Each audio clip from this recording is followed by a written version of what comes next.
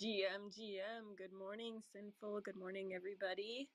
How's everybody doing this morning? Hopefully, you've got your coffee in hand or you're getting it shortly.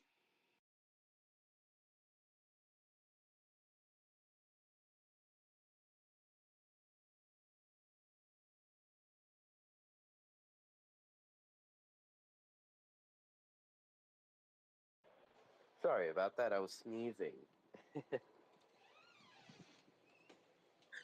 Good morning, everyone. Good morning. No, we don't. We want you to mute while you sneeze. But thank you for letting us hear your ASMR like door creak. That's just like perfect. We live for that.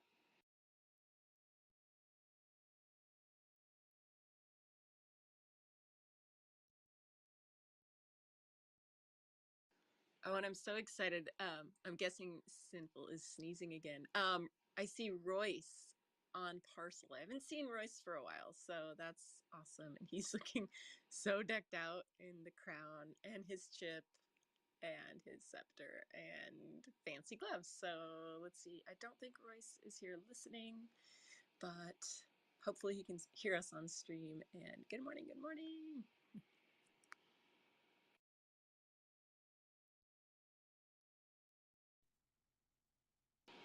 I see Kenji in the chat says GM. Good morning, Kenji. Or good late afternoon, late evening, way late evening. Probably where you are. Super late. And good morning, Dr. Drip, Ruston, Mies, Dino, Zesty, Liz, Inova, Dixon, and Cheddar Queso. Cheddar, I just realized, is your avatar made of is it a cheese house? I can't tell. But I feel like it's a house made of cheese, which is so cool. Oh, and Royce says it's 1 a.m. Oh my gosh, that's early. So while Sinful is stifling another sneeze, if anybody would like to come up and talk on this beautiful Wednesday, feel free. We are also in world at -89, -85. And I threw my winter scene in because it's too damn hot outside. I don't know about the rest of the country, but it's too hot where I am. So I needed some snow. So if you want to cool off, jump in.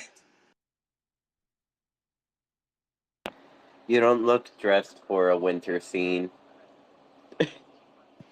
You don't wear bikinis, like bikini and yeah, just you don't wear a bikini in the winter? No? No, can't say I do. I'll say the road rash when you wipe out is a little brutal when you are snowboarding or skiing and you're scantily clad and you go down. It hits a little harder.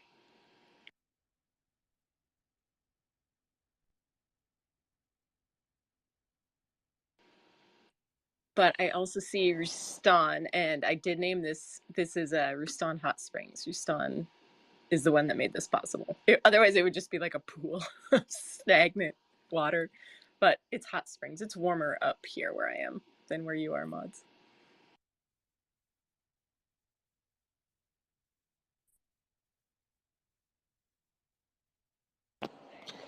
All right, time for me to make some coffee. I was listening in on that on the Decentraland Twitter space. Some pretty interesting stuff was spoken about at the very end. I missed that one. Is that interesting? Okay, I'm kind of like they've held their spaces pretty inconsistently, so I never know if it's happening or not. So I hope that it just kind of gets like on a routine. It used to be every Wednesday before our space, and yeah. So cool. What alpha did you learn? I think like within the next week they're gonna start working on like a second version of emotes. I think was mentioned at the very end. I guess I I'm not I guess I'm not smart enough to kind of understand the complete logistics of it, but what I'm maybe thinking is like sound effects and animations might be added. That's awesome. So like the probably like the example in world would be snowfall, like where there's snowflakes falling, and then the ho ho ho Santa one where the ho ho ho comes up. So that is awesome, and I don't think there's an example of one that has sound effects, but I like that. Right? I wonder how the sound effects will come. Like if the studio has to you know take the sample of the sound, you know what I mean? Like how they do with like music production, like they'll like go out somewhere with a microphone and be like, "All right, hit the golf ball as hard as you can," and then they'll just like record the. Oh yeah, definitely. I mean, there's like I don't want to gatekeep, so like anybody that wants to do that, there's just subscription services out there that lets you access like stock photography, stock music, and stock sound effects. And so like you can literally look up golf ball swing or like high school lunchroom, and then it's somebody recorded something. I don't know if they're in a high school, but like it sounds like a lunchroom, or like cold winter wind, and it'll bring up a bunch of versions. And so it's a really cool way, and I think everybody could make like passive income if they just like went out and recorded this stuff. But definitely, it's out there, and like you can use it in world and sound effects, and definitely makes it easier to add any kind of like element of sound or other pictures to your scenes. So yeah, work smarter, not harder. I always have to think about that before I say it, so I don't say it the wrong way.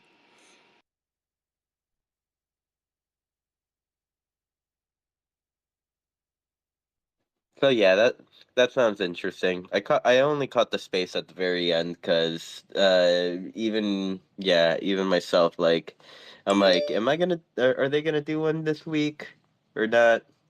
And then yeah. Yeah, I mean, we're degens. It's hard to like. We kind of have to. We can't put too much thought into it. Like we just tell us like every week we'll be there, but if you change it around, that requires a lot of extra like cerebral processing, and we'll just forget. So hopefully they'll. I think this month it's like the month of emotes, and so I know that this month they're consistent. They've got like something going on every Wednesday, so that's pretty cool. And it's cool to see emotes finally like getting like some push forward, because it's been a year. And good morning, everybody. I see the room is filling up. GM.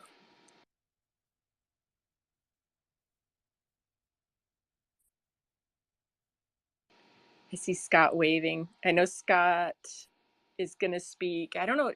Sorry, I missed it. I don't know if it was today or next week on emotes. I see him waving again. Yeah, that was Was it today.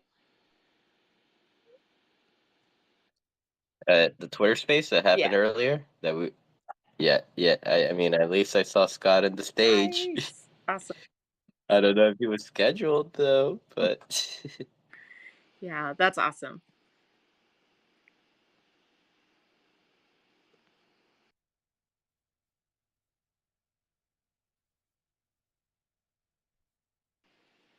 And that awkward silence is brought to you by Jim Cedric. So feel free, anybody that would like to come up and speak. Oh, Yannicus, I see you in the build. Awesome. And we're also on land. It's nice to see it fill up. If you need to cool off, it is snowing in world, -89, -85. So feel free to come and cool off in the snow or heat up in the hot springs.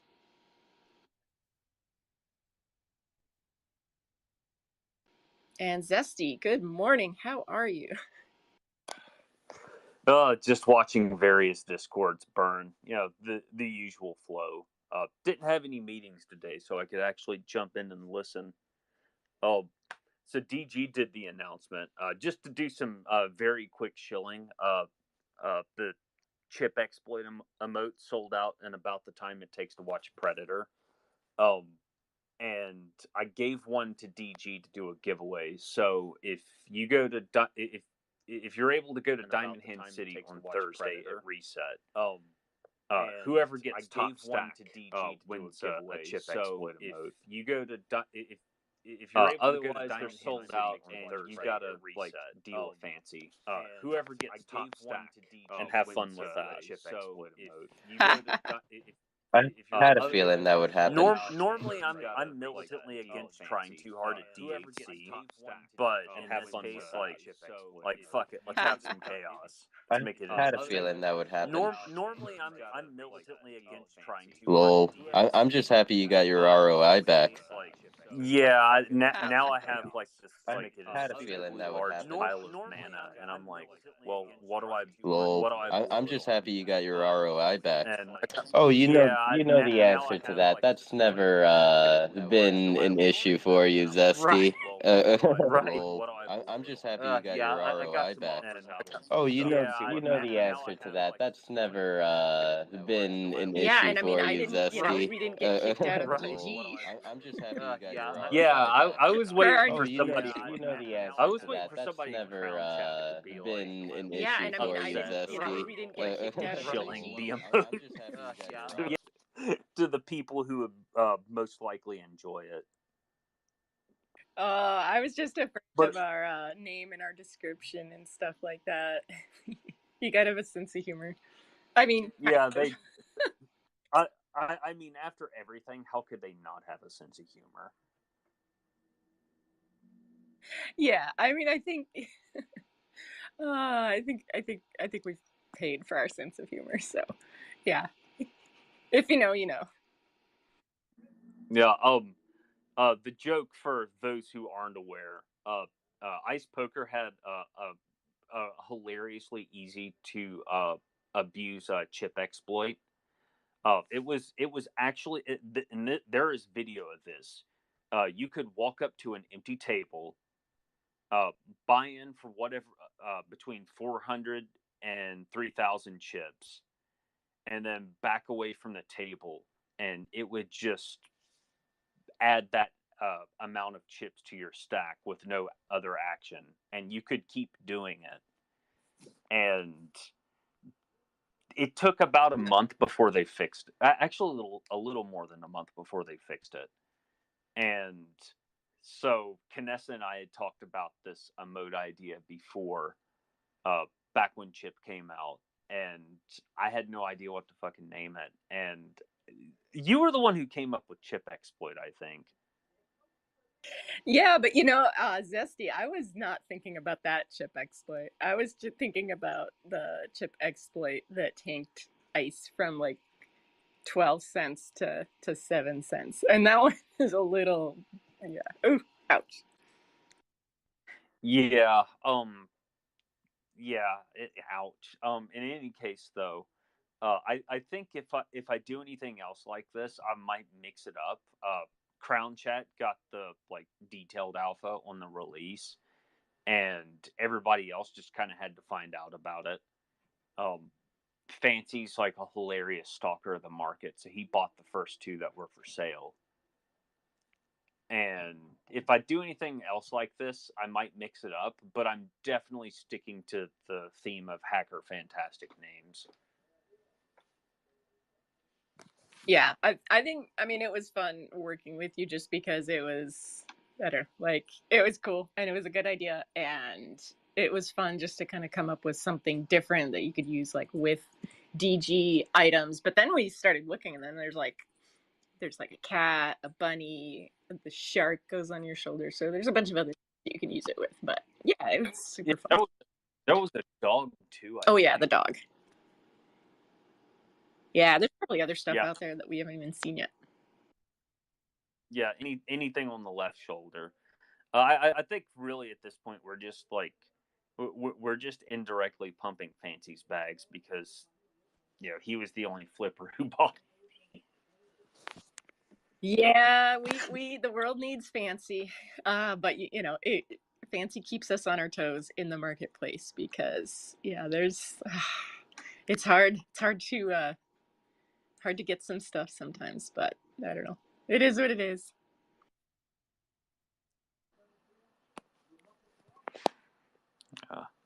Yeah, my shilling and victory lap is done, so I don't have anything else. I've had like 3 hours of sleep, so today's extra fun.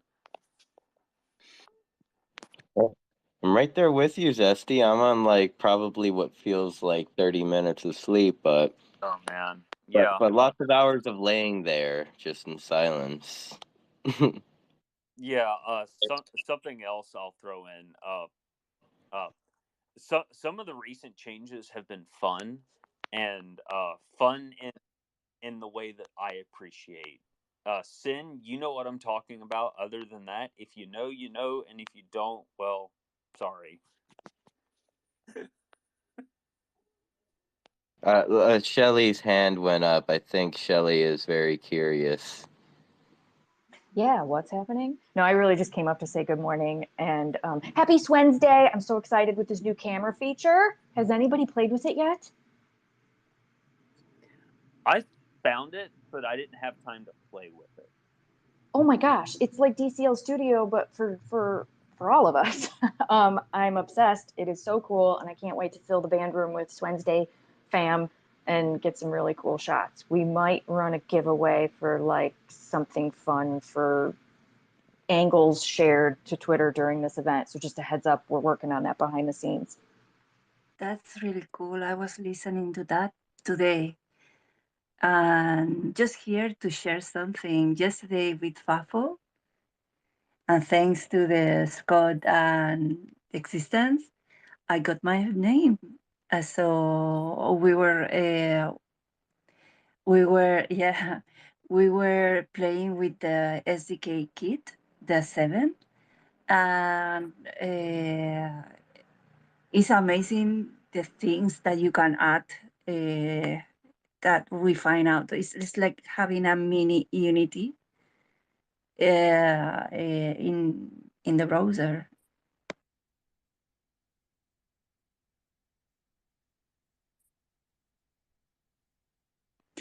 And you can do photos, screenshots and photos inside the SDK 7. I found it out yesterday too. That's awesome. Congratulations and happy name day, Argent. That's fantastic. So, Argent, are you going to build a world now? If you've got your name, I mean, you could make some amazing stuff and like totally build it out with your talent. I posted a picture already of the ongoing thing. So soon. Oh my gosh. Looking forward to it. That's going to be amazing. Thank you.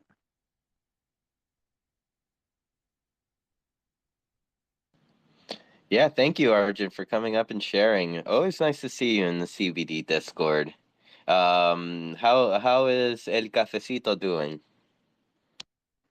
El Cafecito now is on holidays until the next season that I hope is coming in September, October, something like that.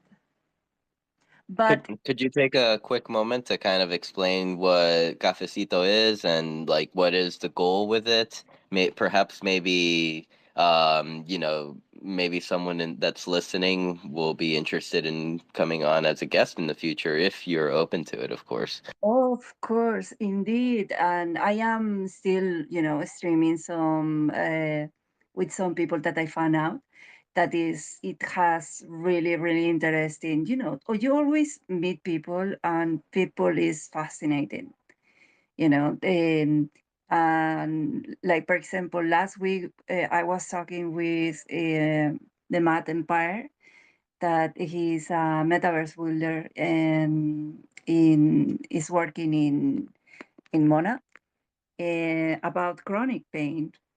And so del cafecito per se is like in a little bit holiday time, but I still do the interviews and just for the fun and to chat, to join communities. El cafecito is for that, is um, let me put the things in order for a moment. El cafecito is a live stream that the idea behind is to share between communities and different communities from different metaverses, how we, and even outside the metaverse, um, the idea of uh,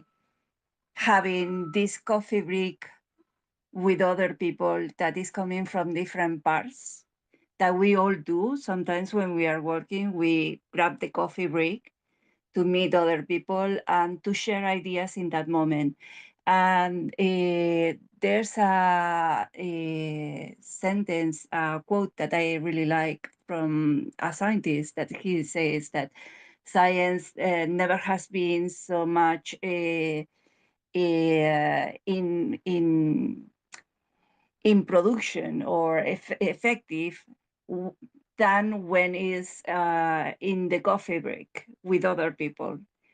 And with that idea behind, El Cafecito is this live stream show where all the people that wants and that wants to share a common space to talk about science and metaverse and culture and fashion and all these things, because sometimes we look at this as they are disconnected parts, but behind all that is not real, is all is next. Fashion is always, for example, eating or reinventing through technology. And technology is coming from science, and science also inspires art. And art use techniques that are, for example, chemistry in order to paint. So all these things are always related. And with this idea, uh, when you gather with other people and you talk on a common thing that is worrying to you or you like or is in your mind, but you don't know how to put it together, having around other people that you can talk with and that you can show and that you can learn is really cool, you know. So that's the idea behind El Cafecito. I hope it was clear. Sorry. Thank you for sharing. Yeah, I mean, definitely. So if anyone, that's listening ever would ever be interested in connecting with Argent for maybe a segment on El Cafecito or an opportunity to come in and share your thoughts and your experiences, just reach out to Argent. She is super sweet, and so I highly recommend, even if it's not for El Cafecito, just go into those DMs and say hello.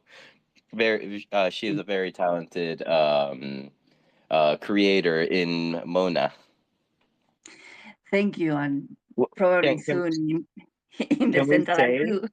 Yeah, that's what I was gonna say. Can we say a creator in Mona like still, or like have we spread out already? Like, We are spreading, it's good always to, especially because we are in Web3, and the idea behind is decentralizing and to make not different types of metaverses. What we have are different windows to the metaverse, and that window can be the Decentraland, or it can be Mona, it can be whatever other metaverse we would like to be in. uh, and I think that as a creator, you never, or content creator even, or community and collector, you never have to only be attached to one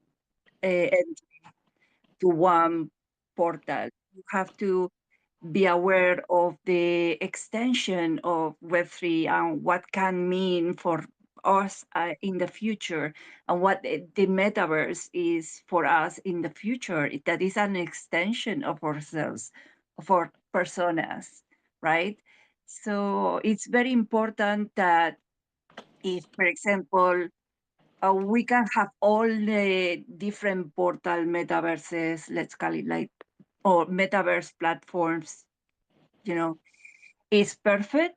But we have also to have in mind that as it was, what was the metaverse that closed last year or By this year? Microsoft, man, I had this conversation with Cece. It was by Microsoft.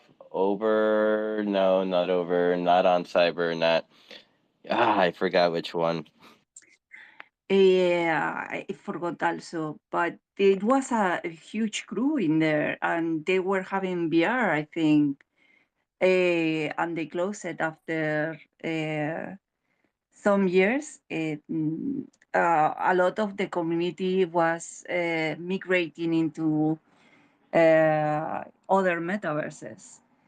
So that's something to have in mind. Never marry only a place. Try to be multi, because, for example, uh, now with your avatar being with the ability to export your avatar from the Decentraland to other metaverses, that's super cool because what you have invert in your backpack and the items, the fashion that Canessa was saying before, and so on, and you can bring it to you now to other metaverses if you want, and that's super important because you can even tweak your avatar in there. And because Decentraland has a particular way of rendering that is more anime-like. And for example, Mona, you can do anime-like, but you can do also more realistic stuff. And on cyber, you do other type of rendering that is similar in to Hyper 5, for example, because they work with GLTF, as well as, mostly of if you go to Mona, also works with GLTF, and GLTF also works for Decentraland. So this is it's just there. But for the shaders that you can use in, for example, Mona is, you need to go inside Unity in order to um, to publish whatever you want, which is good for creators that has like a more background into already creation and so on. I see Scott has a question, so I'm going to mute. Oh, all good. I just wanted to say it's AltSpace VR, and CC and Shelly and CK, the Metaverse 3 went to AltSpace VR and had. I was with them at the time. I think we went there three different times. Shelly, if that's correct. I am not remember the name of the guy who was our tour guide, but he was one of an artist collective, and they just produced some amazing, beautiful spaces. And Jay Griff, make an NFT, had a very extensive build in AltSpace VR. Yeah, so like nothing's guaranteed, right? And you can have the power of Microsoft behind you, or loads of cash, and some great engineers, but that doesn't guarantee success. So I just want to say, what we've got is beautiful and special, warts and all. Yeah, I agree. So that's why it's super important to have spaces that are um,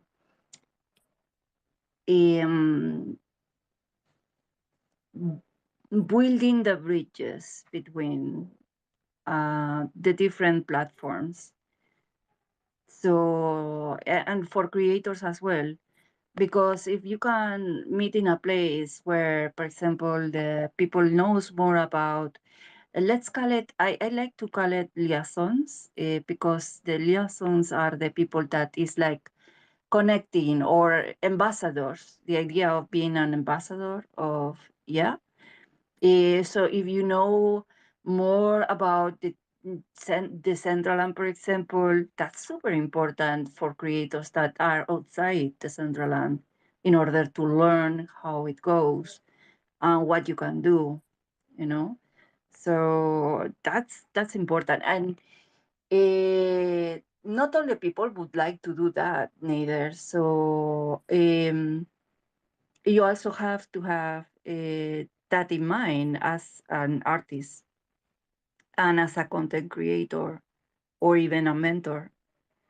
So that's why, like having spaces that you can connect those metaverses can be really cool. Although it's hard because uh, moving communities sometimes is hard, and sometimes is like not so fast to do. I think you're a wonderful, as you say, Argent, liaison or ambassador. Definitely for the Mona space. I remember when Metaverse 3 went into Mona, and uh, I think that was one of the first segments that Metaverse 3 did, and you were right there. You showed us. You had the papillon with the wings, so beautiful, lovely avatar, custom avatar that you made. You gave one to CK Bubbles, um, and yeah, it was just through that playful moment in time where your generous spirit was, um, I don't know, it was just very welcoming, right? And it enabled us to see all of the possibilities of the space in the Monaverse. And, our wheels got to turning and like, oh wow, never thought about doing it this particular way. We went into that one space where it was just a high contrast, black and white, like cartoon world. And we went to another place, it was like a Monet painting. And yeah, just being able to see all of those um, wonderfully expressed ideas by somebody who's knowledgeable in the space and very passionate creator such as yourself. Um, it's really important to have people like you. So I appreciate you, and I'm really happy that you are also part of this community. You blush me. Thank you so much. Even for all of you, I am super happy to be a part of the community, because you learn a lot. Yesterday I was like amazing, absolutely, all the time. I was like, wait, what? You can do this? While I was learning, we were doing some FAFOing yesterday with Scott, and it was always supreme. Well, yeah, that's why play is important, right? I think if there was more play, we would learn more, because our mind is in more of a receptive state. I just remember like when I was a child and in that playful state and just being like, hey, why don't we try this? And then if things don't go the way that we expected, it's it's a low stakes kind of a situation. um and we can't always be that way. I mean, I've got to be a responsible adult, right? If I fuck something up with the if I'm fucking around with my wallet and trying to buy a name and I totally do it the wrong way, um, shout out to Kay. Kay was I think buying a name for somebody and came upon a menu. I hope you don't mind me mentioning this, Kay. You posted it on Twitter, so I think it's okay. Um, but yeah, it's like, sometimes when we're playing, it's like money is involved, and it can tend to be a little high stakes. But I think so much of the metaverse space, the tool set is a low stakes. Like once we're in the environment, uh, like that builder, it's the new web-based builder for SDK 7. A lot of it was frustrating, but we were playing around with it. And then Existence was there. He's like, I think you can, like dolly the camera back and forth. And he's like, oh, here it is. And that was like 30 minutes later when we were doing something completely different. He's like, oh, it's WASD. And I'm like, oh, okay. Yeah. And it wasn't the best kind of solution, but it's like, okay, after we played with it a little bit more, I kind of got the hang of it. So it doesn't react like Blender, but I certainly can move around an object and see it. But yeah, that's just kind of the mindset. And I'm really grateful that that you were there and that you're in this space too, because you do bring that the sense of beauty and playfulness, and I think we need more of that. Thank you. I see that we have Juan in here also, and with Juan and 这不是 and cheese queso, no, cheddar queso, and Brandon Manus. We were in Vibe yesterday also faffing how to do something with the avatar. And that was really, really cool. If anyone wants to see what we were doing, just see Brandon, Manus for the mask color. You will see what I mean. Oh, you're talking the reactive audio with the Vipe Hero? Yes, exactly. Yeah, Reactive audio. Yes, Yeah. reactive audio and Hyperfy is really fucking dope, and I hope, Brandon, you're able to come up. Actually, I think I'll step down so Brandon can come up and talk about it. Super excited about it, and shout out to Sinks and the whole Vipe crew. Really exciting what you guys are doing.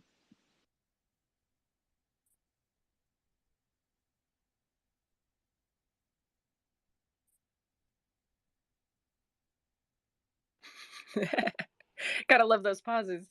Thank you, Scott. That is awesome. And yeah, I love seeing, like, Brandon's amazing. Everything that he's doing, it's crazy and cool, and it's neat to see the Vipes like get that kind of reception and like have people kind of run with it.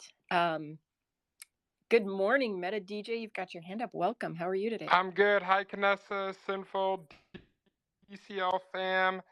First of all, I got to say, love the conversation. As you guys know, I am an advocate for multiverse experiences. So all the different metaverses and everything we could tap in from a creative realm really excites me. But above all things today, I am excited for the camera feature, okay? I am stoked. I was just thinking how I needed a personal cameraman and now, or camera person, as I should say. But that solution's been solved overnight. So I love that. I came out because I wanted to promote something that's really special to me real quick, because I do have a hard step out one, and I wanted to make sure I shared it with you guys because it means a ton, and I need your help. So I want to invite all you guys to come to the Beat Trekkers finals tonight. I am a finalist. It's been an epic journey making it all the way up to this point. This is round 2 of 3. I've already performed once, and we are in the lead. So I want to keep it that way, ideally. But more than anything, I just want to encourage you guys to come. For those of you that haven't heard of it, I've been calling it the American Idol for DJs in the metaverse. And I recognize that there may be varying opinions on the way that the grant was handled, but I'm asking you guys as a friend, as a community member, and as a participant, for you guys to come out, support whoever you feel is the best, maybe support Meta DJ if you feel so inclined. I really want to win this for the community, and I will say I've been on an epic, incredible creative journey, stepping up my game, incorporating AI, and oh, by the way, I have a sweetener for the entire DCL community. A handful of you in here actually participated in it. I asked you all to submit memories of your Decentraland experience, and if you submit it within a certain period of time, I'm actually going to feature it in the performance tonight. So you got to come tonight to see what I put together. 7 p.m. Eastern, 4 p.m. PST. You can check out my profile. I've been promoting it like crazy the past couple days.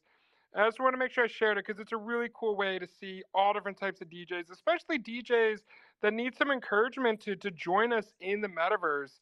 A lot of them that are part of this competition, it's their first time. So regardless of any other opinions or feelings on how everything was set up, we have really incredible creators in here, including myself. And I'm not asking for your vote, but I'm definitely asking for your support.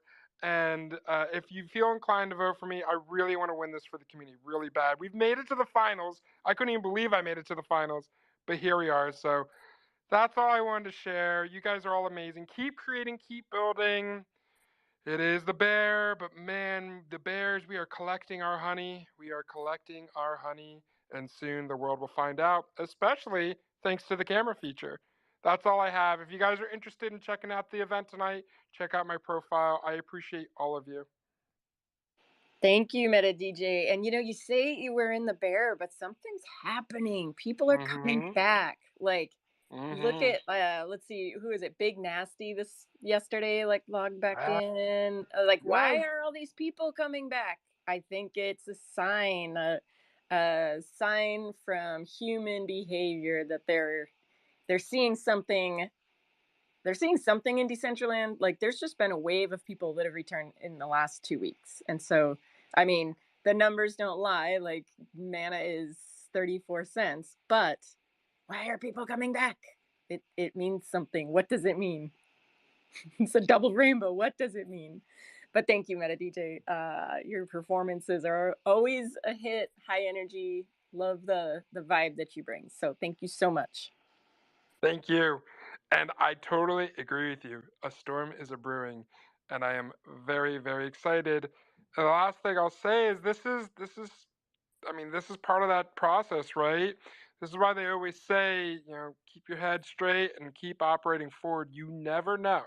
You never know. But unless you're prepared, you may miss out. So everyone's doing an incredible job. And I got to say, especially over the summer, which is allegedly supposed to be the quiet times in Decentraland, there's been some really innovative developments, not just as part of the tech for Decentraland, but the community, which of course is what making this truly a valuable experience for the world. So kudos to all of you. Appreciate you again, Kanessa and Sinful and everyone here. And I'm going to rest my mic for now, hang around for a little bit, and then I got to hit up IRL before the competition tonight. Thank you. Thank you. Anybody that would like to come up and speak, please feel free. I had a couple people come up. Sometimes it doesn't always accept it. So I've seen people come up and drop back down. So if you do want to come up and talk, please feel free to. Also retweet the room if you can. It is, it's good to get more people in the room, but also just, I think anytime we post or retweet, we're getting Decentraland's name out there to the Twitter world and kind of showing us, hey, we're on the map, we're doing something. So any retweets are greatly appreciated. And Meta DJ, you said something about like the new DJs coming up, and it I don't know, it made me think like if one of us succeeds in some ways, like we all succeed a little bit. Like if there's a DJ that starts from the bottom and like works their way up, and suddenly, like they're doing this, they are proving that it can be done. And so any one of us that is successful, we're proving to others like, hey, this can be done. And so I think like, sometimes it's like, oh, I don't want to keep pushing forward. But then I remember like, it's not just for me. Like, like when we succeed, it's like a win for everybody. I don't know. Maybe I'm too damn optimistic. And hey guys, can you hear me? Yeah, Cheddar, good morning. How are you? Good morning. Good morning. I'm in a noisy place, so I'm sorry if it's like there's really background noise, but I just wanted to quickly chime in for just a second because you guys were talking about the FAFO session that we were having last night in the Vibe Discord channel, and I just wanted to give a shout out to Howie Does It, who is the creator of that tutorial video that we looked at, and together we were able to recreate the effects that he showed us in the video on our own Vibe avatars. I am still having a little bit of trouble with my Blender. Brandon and I worked on it thoroughly last night, and we think that there's something going on with my settings. So I just wanted to let everybody know that every Tuesday at 7 p.m. Eastern, we're going to be meeting in the Chill channel in the Vipe Discord to FAFO it out with our Vipe avatars. So if you're a Vipe holder, and I see that the Vipe, there's some Vipe fam in here, we're going to be doing that and getting creative. And if you've seen Brandon's Twitter where he tweeted what he was able to do last night with the mask, and he was also able to do it with my avatar's hair. I have one with pink pigtails, and we were able to like make her hair glow as she speaks. It's so fire, y'all. So I invite everyone at 7 p.m. on Tuesday nights at 7 p.m. We're just going to be messing around in the Vibe Chill channel. OX Quan and I kind of started this thing, and we just want to continue it. Thank you, everybody. Thank you, Cheddar. Okay, for us Degens that have short-term memory and we already forgot, it's like Tuesday sometime. Do you have a tweet that we could pin or something so that we can remember by like next Tuesday?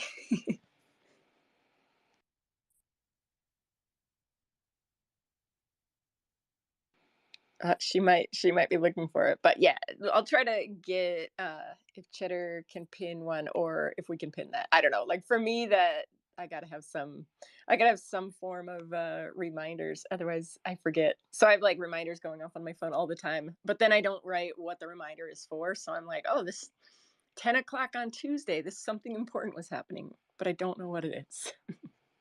Zesty, you've got your hand up. Good morning. How are you? Random thought, since smart wearables are now a thing. Free idea for whoever is evil enough to do this. You have some sort of like psychedelic, like quote unquote helper person or object that sits in the corner and just pops up annoying dialogue boxes that you have to deal with. And you name it Trippy. So basically, like those voices in my head that are like, telling me what I should say, and then I'm like, shush, no. Yeah, no. you basically make Clippy, but for Decentraland. Oh, Clippy. You're welcome for the nightmare fuel, by the way. Dude, I loved Clippy. Maybe I'm aging. I hated Clippy was cool, man. That was AI. I hated Clippy, but I loved Skippy, the talking smart gun in Cyberpunk 2077. Like Skippy was my friend. Zesty, can you make it? Can you develop that and make it happen, please? God. Who wants to collab?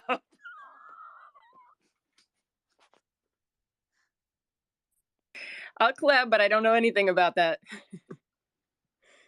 That's funny. Yes, that would be cool. I think it would be neat to have like, we've got the little hype O's that follow us around, and I don't know what those. I think that we're not seeing like what their full potential is. But I think eventually it would be cool to have something like a tutorial, a non-annoying tutorial that follows you around that you could ask any questions. I'm sure that's coming. Like I'm sure that's on the way. Like but I don't want an annoying tutorial of like that the chat boxes keep coming up and you're like, no, I don't need a tour of Decentraland. And then you hit E to say no, but then they switch it and then you have to like hit F. Like, oh, I hate that. But yeah. But you're denying the natural Trippy experience. I don't know. That's the point. But make Trippy. Anna to be annoyed. Yeah. Like program in some random shit so that you it works 99% of the time. Like it's totally reliable. But then there's this 1% that you ask it something and it's like, it's like, what do you ask me for? You like you fool, go go Google that on your own or something. That's if I made AI, it would be really have some little gems in there. Yeah. As for the Hype Zero, Derek was showing that off to me last night. You can punch exact X, Y, and Z coordinates into it. So you can get, like, if you want to stand on a particular object, instead of, whatever the build like dictates is at spawn point, like if you refresh or get teleported or whatever, you can go to an exact location. Kind of a fun little thing. I'm not sure that it was, there might be more to it, but that was entertaining. And you literally running off of Genesis Plaza isn't entertaining. Anti-security sin. I'm sorry. I have a big mouth, but you Fuck fast 'em. as Let them fuck, figure out boy. their own bugs. Uh, don't worry. I I don't don't think do bug. anyone I don't do. official. I don't do bug reports unless it makes a developer cry and delete a feature. Oh yeah, you're right. We're like we did agree to keep it all a Yeah. secret until they figure it out because this is Yeah. a fun one. Okay, Yeah. I guess Yeah. Please everyone here do. will have to message us individually, and we'll have to put you through the ringer of "Are you Foundation? Don't you lie to us!" And then after the interrogation, that's when we tell you what Yeah. fun Dusty Yeah. has been having. And the initiation ceremony is we strap you in speed shoes and push you off a tall ledge. That's funny. And tell them what button to press. Oh yeah. I mean, well, you just you learn these things. You learn how to roll with the punches and shift around. As you run around in Genesis City. That was probably too obvious. Lol. But yeah, those speed shoes are fun, and I can't wait to for like I guess the other versions to come out for them. Yeah. So th- so the updates have been, like, I've been watching that. So there's been the back and forth, and it's like agreed upon that the updates are ready to push as of when I last looked. It just hasn't actually happened yet. So like the level ones just do the sprint. The level twos, which I got the first of, uh, it'll do a sprint and like a kind of like a longer jump, and then the level three does like a sprint and a hover jump. I think I'm going completely off of memory on that. that. That's the plan, anyways. But at the moment, they all just do the sprint, which Yep. is entertaining enough in itself. Yep, I'm looking right now. Where is it? Maybe share project? Yes, share project in the CBD Discord. L1 unlocks sprint, L2 unlocks higher jump, and L3 will provide a fly/glide when holding space. So that's pretty exciting. Yeah. Now, one other thing I'll point out about those that I thought was really interesting, aside from the parallels to like the legs you can get in Cyberpunk, uh, the the blue boots and the Golfcraft police outfit. The blue is like so exact that I feel like it was planned. It was made just for you and your outfits, Zesty. Like it, I feel like there was some coordination with Golfcraft on that. It's Oh. so the color is so perfect. Maybe we should track down a crypto trader and see get him in here and see get the word straight from the horse's mouth. Yeah, Uh, I hope but I hope they don't rug those boots once they figure out how cool they actually are. I know, right? With how much you can break shit with them, like Yeah, yeah. It's like they need to leave them. They need to leave them alone, even if it breaks stuff, because it's fun breaking. It's like the mini emotes, like when you turn into a fairy and then you do a dance emote and you stay tiny and start dancing. It's like that. yeah. I will say I haven't had this much fun in Decentraland since the Death Twerk. Well, that's because you like breaking shit. Right, like that's more fun to me than most of the other activities. But I'm one of those people. I just like breaking things in general. It's just how I'm wired. Right. Like it's not Let's. really a knock against anything here. It's just half the time I'm playing a different game entirely.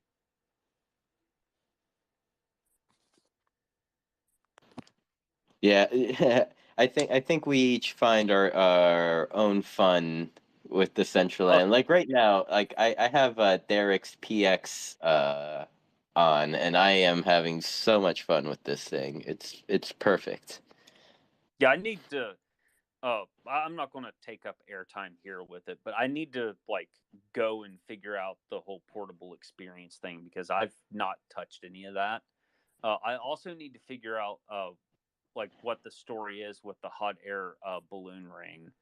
Uh, I minted one before even like reading, and I'm not even sure that it doesn't seem like it works, and I haven't bothered to read if like the forum thread on it to see where the how far out the functionality is or like what I should actually do to use it. I was just like, oh, smart wearable, bye. I feel like that will be the trend. Like you know how I mean at first it was wearables, then it was emotes that the market flooded to, and now it may be smart wearables that we may be coming into. You never know. Yeah, I can probably talk about because I don't think it really matters. But Horace minted lowered the price on the Horace bolts, and Kinessa and I scooped them all up. He had actually talked about at one point if the foundation ever properly allowed smart wearables, of making the bolts a smart wearable, and that was just something he kind of just kept to himself for the most part. It was going to be a surprise, but I don't think that's ever going to happen. Uh, I miss Horace. I do He's too, man. he be gone. No, he's back. Horace He's been He's back. yeah. He's he's been in World a couple times, but he's like selling stuff. Horace be gone. Nah, Horace back be gone. So let's get to some hands here. I know that Cynics his hand has been up for a little bit. Did I say your name right or did I butcher it by any chance? Hey guys, can you hear me well? I hear you loud and clear. How are you today? Awesome. All good, all good. Thank you for allowing me to speak. Yeah, the name you can interpret it however you want. Like in the end, it's a made-up name that I got from a random name generator in a game, so it doesn't matter how you say it. I usually say things, but it doesn't matter really. Um, wow, guys, so I joined this space and I was surprised and super grateful to hear a couple of people talking about how they like polygonal mind and vibe and all that. Like that's super cool to just join, hear a lot of people talking about the things that you're working on every single day and then liking it. That's obviously what we're here for. So that's super grateful for that. Thank you so much. It was super cool. Like actually, I wish I could have joined the FAFO session from yesterday, but it was actually like 2 a.m. my time. Sorry, I couldn't join that, but I'm sorry, it was super cool. Like in the end, making part of your avatar glow when you speak or react to audio, I think that's so cool. And it looks so good both in videos, but also when you're using it, when you're in their life, it's even cooler. So it's super nice to see. So yeah, I'm just wanted to say super grateful for that. And also today we're doing a party with the one and only Buffalo. I believe it's in 3 hours. I think that's easier than saying like this time on this time zone. So yeah, in 3 hours we're doing a party in the Decentraland at the Buffalo Saloon, and we're also getting at the same time on his Black Paris room in on server. So we're doing 2 metaverse parties at the same time. So, you can do both. And yeah, we're giving away a couple of Vibe Heroes and other stuff. So, if you want to grab one, you don't have a BRM or something, you can get in there and try to get them. The details of the giveaway are going to be released just 1 hour before the event. So yeah, just wanted to say, like, if you guys are interested on that, you have another event today. And yeah, again, guys, like, seriously, super, super grateful to you. Just coming here and hearing a lot of people talking about how they like their Vibe Heroes, how they're using it, and also what the things that we do at Polygonal Mind. Thank you so much. Of course. I mean, one thing for sure, it seems like that the whole Decentraland community absolutely loves Vibe Heroes. Got to give you got to give the team kudos for thinking outside the box when it comes to the generation, the random generation, the rolling, which everyone has been addicted to. I swear I see Quantum down there throwing up some hearts. He probably has like around 10,000 re-rolls by now or so. And I mean, plenty of other people as well. Thank you for coming up. And I mean, I believe this may be our first time speaking, so it's very, very nice to meet you. Very nice meeting you too. Yeah, and I believe Quan has way more than 10,000 rolls, by the way. I believe it. I believe it for sure. So yeah, everyone, set your timers. 3 hours from now, Buffalo Saloon. For me, it would be 4 p.m. Eastern, 8 p.m. UTC, 1 p.m. PST. So yeah, set some timers, and we'll probably be raiding over from this space over to Buffalo if this lasts for another 3 hours. Yeah, I mean, last week it was it 5 or 6 hours that we talked. We got a lot covered last week. Yes, we did. And Dr. Drip, I see your hand is up. How are you this morning, my friend? Dude, I am amazing. I had my coffee. I'm all excited, like double excited, but I'm gonna share something to the top real quick. Today's the day. Today's a big day. Share with Okay, I shared it to the top. We've been waiting for this. I shared the wrong one. One sec. I'm stupid. Okay. I We've mean, been it's waiting. so exciting. Yeah, we've been waiting for the camera, right? You press C and you get that standalone floating camera, and it's sick. And we'll talk about that in a second. I wanted to go back and talk about the speed shoes and smart wearables for a second. So the speed shoes, the speed shoes, I went right off the bat and bought the level 3. I paid 120 mana. I was super excited.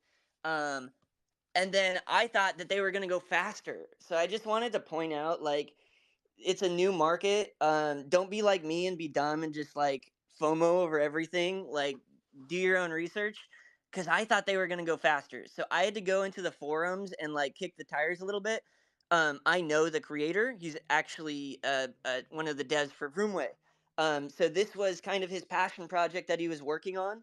And he didn't share like the details very well. So I kind of wanted him to share that more, and he updated it right away.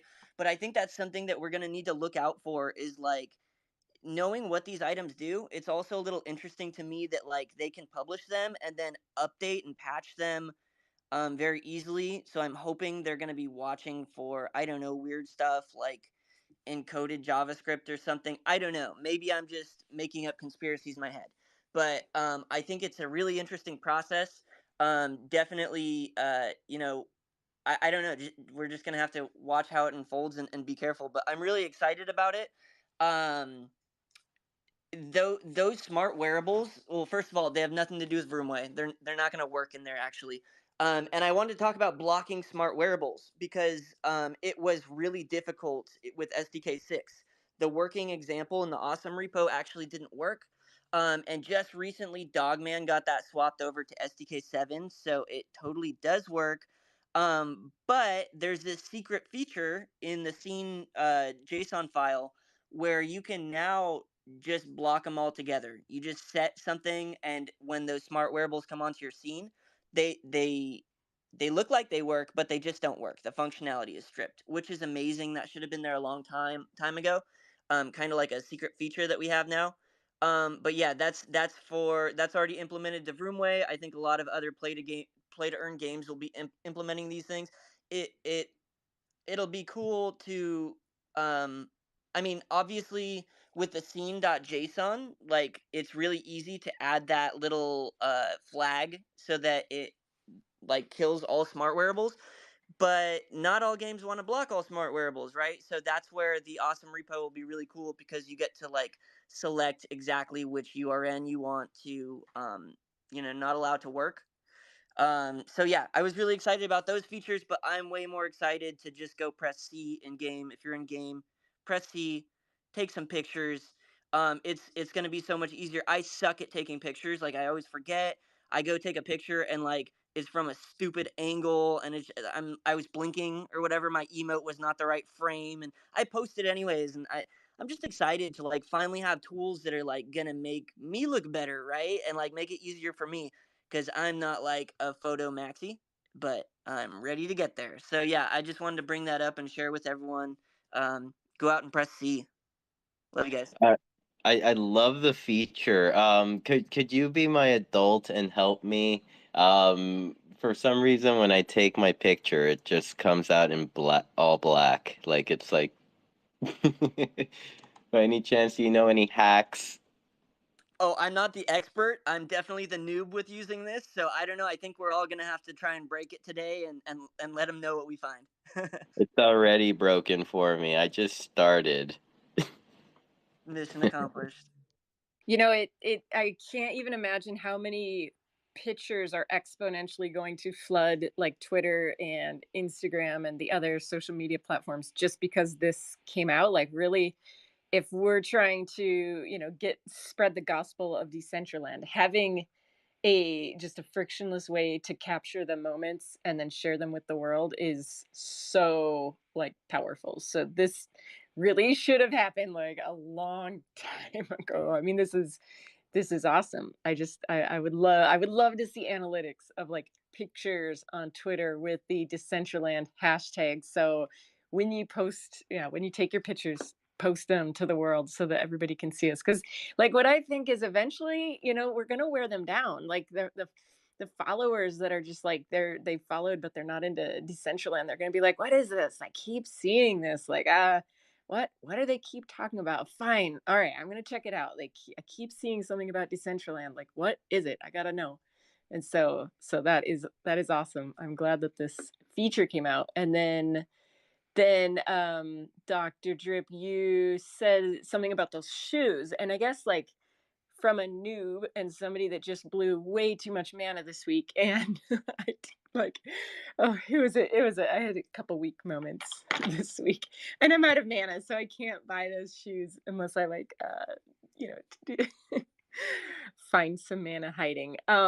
So I guess like my hesitation is thinking, what will keep somebody else from coming along and making another set of shoes that make you go really fast? Like in the wearable like if you publish a wearable and it looks like somebody else's. I know there's been a couple that look identical to other ones, um but they still both get approved. I guess what is maybe you can't answer this, but what are the protections between like if you have a pair of shoes that go super fast and somebody else comes up like copies your idea, makes your a smart wearable with shoes that go really fast? Like do we know, like, are we protecting the, I don't know, just the idea and the tech behind it? Or like, I wonder how we're going to handle that. Yeah, I wonder too, and that's such a good point. Like, I think that's something we need to bring up at the next technical AMA, because I think it's up to the curators, right? And I don't know what that process looks like. It seems like it's like a new process.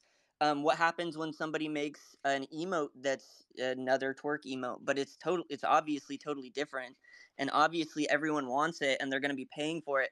But technically, when it came to is it already in the game, it was. So obviously, there's going to be different factors when they're curating. I'm interested in that too.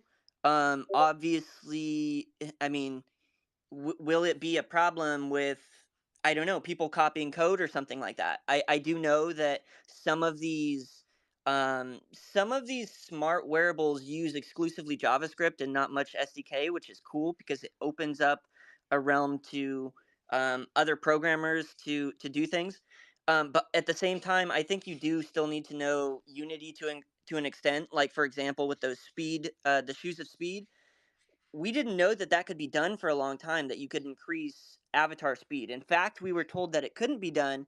There was the Fat Joe race, which was the foot race, where they did have a feature where it seemed like it sped up the avatar, but it didn't. It sped up the surrounding area. So what was discovered with these shoes of speed is it was, from what I've been told, it's a glitch in Unity, to make what seems like alternate locomotion. And I think that a lot of these JavaScript programmers are going to be able to find these little niches and these little anomalies within Unity, and that's what I'm excited about. I haven't really checked out the hot air balloon one yet. Um, but I think that's going to be kind of like what we saw with emotes being the Wild West. We had Sauce come through and throw out a whole bunch of emotes right off the bat, kind of staking his claim. He kind of shared that in the previous space earlier. And so I think that coming up with finding these ways to use, code, you know, I guess being the first to do it is going to be similar to what it was with emotes, and there's going to be a time and a place where people are going to try to be the first one to do something, and that's kind of going to be the meta for a while. But I'm not sure how it's going to be when it comes to copying. I guess we could ask that in the next AMA. Yeah, I'm just curious, just because I could imagine that fast shoes would be something that, I mean, Nike or like Adidas, if they come in, who wants, like, maybe they'll have the same shoes, but they'll tweak the code to go like even faster. So you can have the fastest shoes in the metaverse. And I don't know, who knows, but yeah, wow, that's a lot. I mean, I guess there are a lot of twerks, and there's a lot of different ways to twerk. And so, the quadrahino is different than like the heavy low twerk. So I guess maybe they'll just say, if the shoe design is different and the code is different, but I would imagine they would, you would want to look through the code, just like if you take a GLB, I mean, I don't know how many times I've seen those original shoe GLBs taken and just reskinned and then submitted as if they're a totally new pair of shoes. And so I think, maybe it's just a learning process of people learning that they can't do that with code. Because I mean, nothing stops them from doing it with the GLBs. They just keep doing it. There was one, like, I don't know, a couple weeks ago.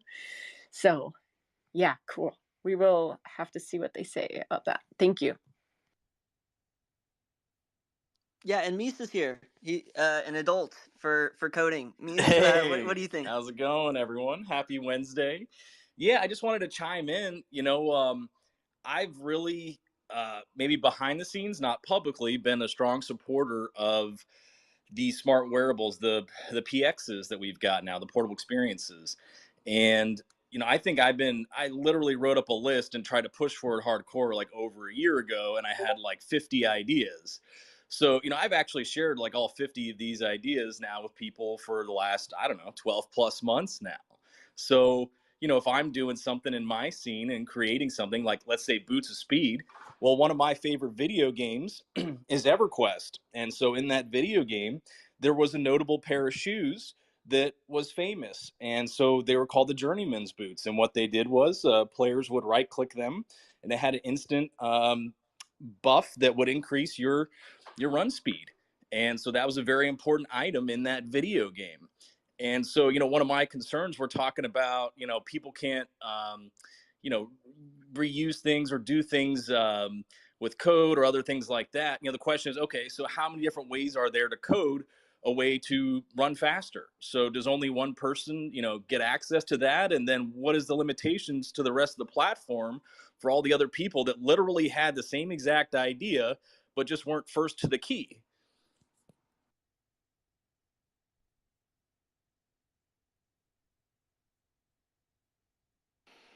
Usually when we have silence like that after me, so we're just all like processing, like trying. Sorry, I'm being a little too serious today. No, Sorry, guys. it's great. I mean, those are absolutely valid, and especially in like a world where open source is, I mean, encouraged on a lot of different things. I don't know enough about coding, anything to really speak anything, anywhere past this, but yeah, I mean, survival of the fittest and the fastest, I guess, like first on the scene. But I don't know, even that, like, it's not necessarily first on the scene because there have been, similar emotes, similar wearables that are put out at a similar time. But I feel like it does come down to the creator as well. Like, but I don't, yeah. I guess that's as much as I could speak on that because I just am not a coder and I don't understand like how to take code and copy it and this and that. Like, that's out of my wheelhouse. Yeah, and my current understanding with the PXs, the limitations are 2 MB.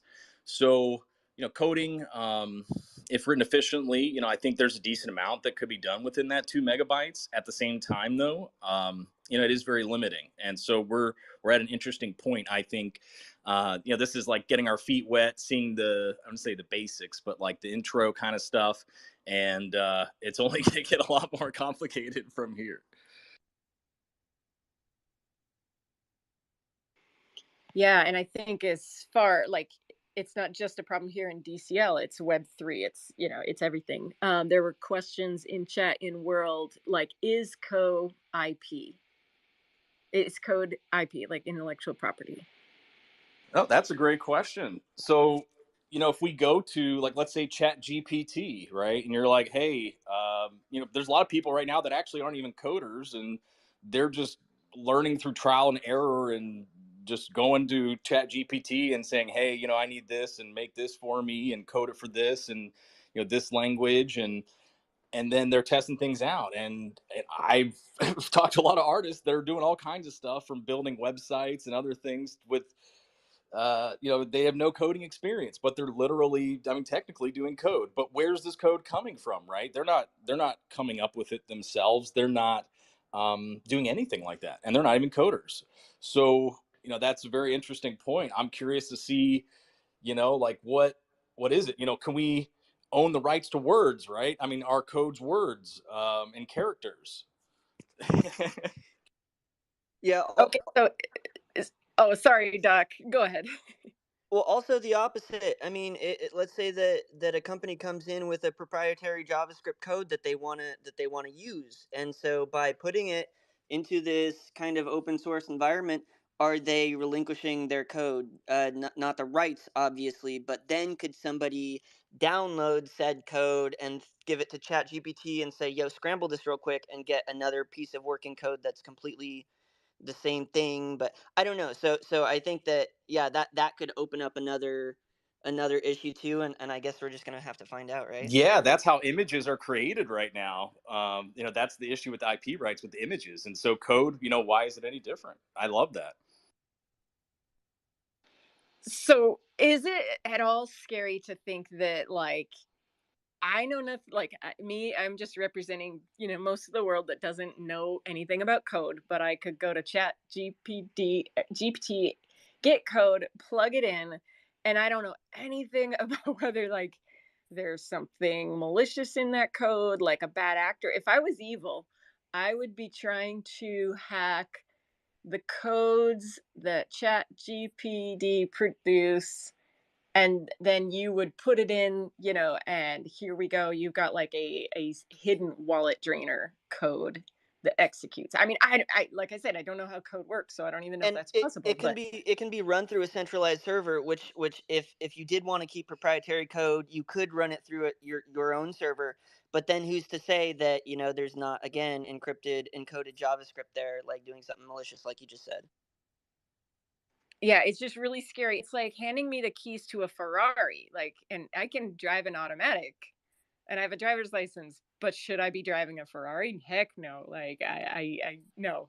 So that it scares me that people without, I don't, and maybe I'm like overreacting. Like, maybe that's not how code works, but it just seems like code should be kind of like handled with with kid gloves or white gloves and, careful or you're gonna break the world. And I don't know, like in Decentraland, wow, there's been like so many changes so quickly, and yet I keep crashing. So it's like, are we just moving so fast that we're gonna like trip and have like me moments where we just fall all the way down the hill? And are we being too paranoid right now? I want to know what Scott thinks. I, yeah, definitely want to know what Scott said, and I do want to throw in like, are we gonna have to change the curation process, or at least add new sections to the curation? Like instead, like right now we have someone that will inspect the GLB. Are we going to need Yes. like some coders in the team to inspect the code and make sure that the squiggly is in the right area? What do you think, Scott? Well, I know for a fact that when smart wearables first came out about a year ago, and that was during Metaverse Fashion Week with uh, uh, the parcel, the glasses or whatever that they called up the menu. Um, the discussion at that time was there would be a few like validated vendors, and I think Last Slice was one of the vendors. Correct me if I'm wrong on that, Mies, but because of the security exploits concerns, they didn't want just anybody taking a look at it. It needed to be somebody who understood how to do smart wearables. So yeah, I think there definitely needs to be somebody with knowledge. Just like I I'm not a curator, right? Even though I have made wearables, I don't have all of the extensive knowledge as a modeler um, to address all the concerns about wearables. I'm mostly an animator, right? That's my main wheelhouse. I think we need people that are able to specialize, and this is a concern like with the Boeing 737s, right? You need people to have knowledge to be able to regulate the airline industry. But where do you get those people from? If they're just working in government jobs, if they're just being curators, how are they going to know about all the different types of code? I was going to talk just about Doc and me and you, Canessa, were just expressing concern about IP, and if a private company were to come in, and there's just in the open source community, you've got I think there's like 4 or 5 different flavors of licensure in an open source environment, and I'm not exactly sure what the precise licensure is for Decentraland and how that would extrapolate out, for smart wearables, um, or even like music or anything like that. But I do know that it is possible to have something like a public license that's open source. There's one where it's like, if you take a bite of the fruit of tree of knowledge, then everything that's result of that has to also be open source. That's one version of the open source licensure. There's another one where it's like, okay, you can create a package. There's a couple of video editing packages that came out, I'd say about 15, 20 years ago. And there were for-profit companies that were making video editing software that ran on the Linux operating system, and you had to pay for a license to use it. So it is possible to have corporate commerce in a collaborative environment like open source. It's just a matter of what licensor you use when you release it.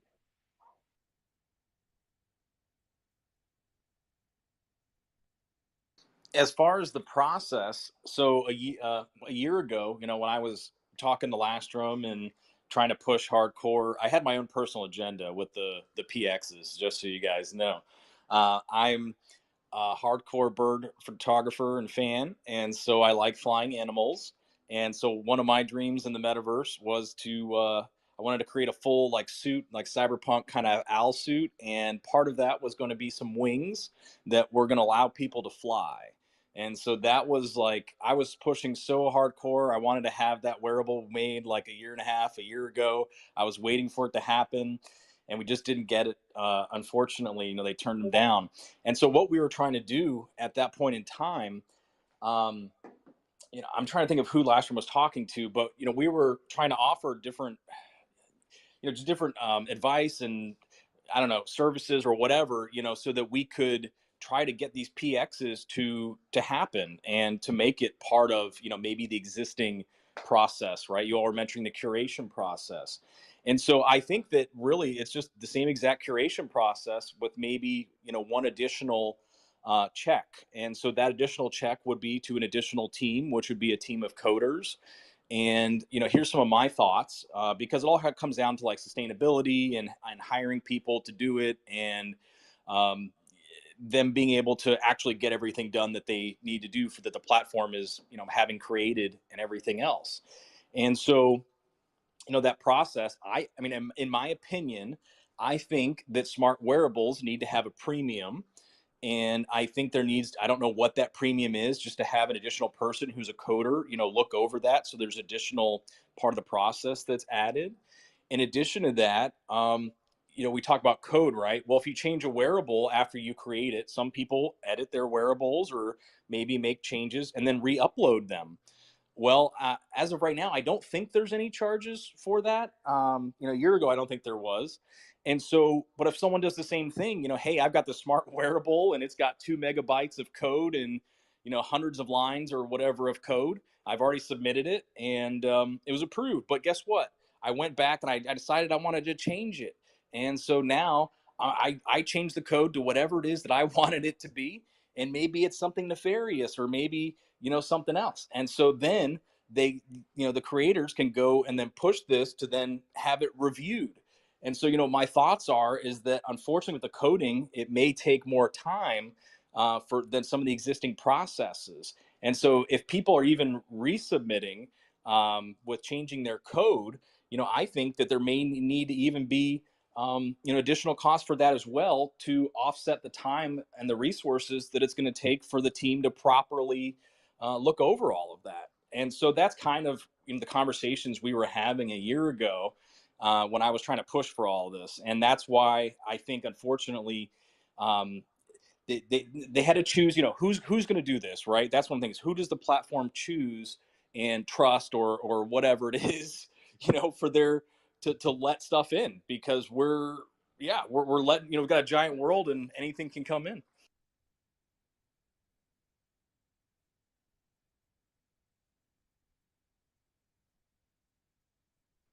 Yeah, it's definitely new territory. That's crazy.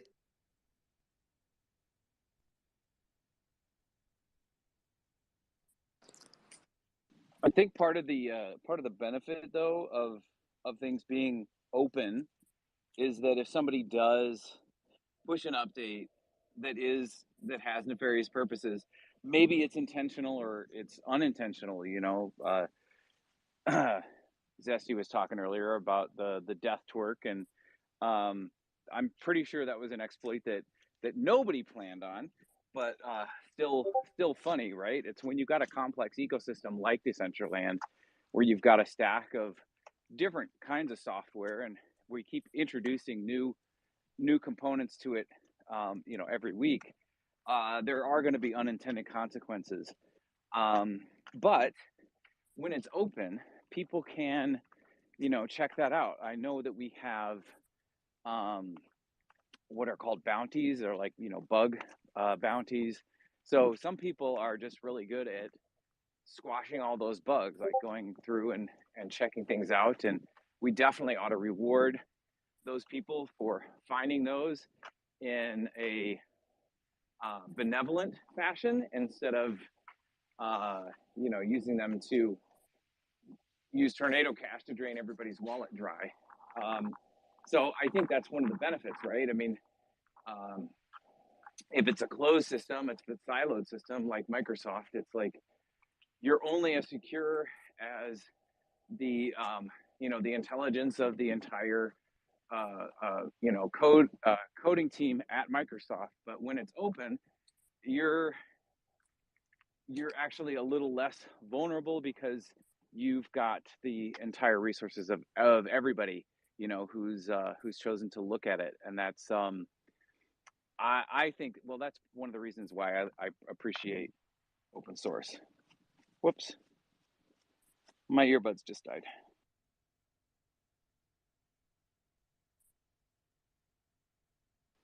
Thank you, Scott. Not sure if you can hear us or not, but yeah, thank you. And I think that, you know, the more people that we have in the game, the more we're going to be stumbling upon those like unintentional fun, but maybe potentially dangerous, you know, things like the death twerk. That if anybody doesn't know what the death twerk is, it's when you load your avatar up with as high.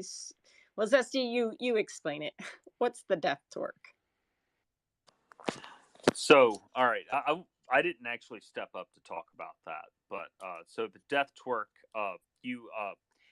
what I was able to find was you have an area with a lot going on, like a lot of people, for example. Uh, yeah, maybe there's a high triangle count in general. I'm not really sure what the difference is there. Oh, but then you also have you have as much you wear as much glowy drip as possible, and hope that there's a bunch of glowy stuff around you as well. And then you step up to the person and you pop off something like the Thalia dance, and your triangles touch their triangles and they die. Oh, that was how that worked. Uh, Practice safe twerking one in the one metaverse. When your mitigation triangles touch, make sure you use what protection. one mitigation was just turn off bloom. That, of course. What about ambient inclusion? No, just turn off bloom. You could turn off ambient occlusion too, but bloom was the big one. Um, running on low in general seemed to mitigate a lot of the fun. Um, and then also it was really situational. And then sometimes when it worked, it wasn't surgical. Like you could like essentially death twerk like everyone in like a couple parcels around you. I did that at Dollhouse once with the spider legs. I was showing off. I was like, "Hey, look at how goofy the twerk looks with the spider legs," and I crashed like 8 people.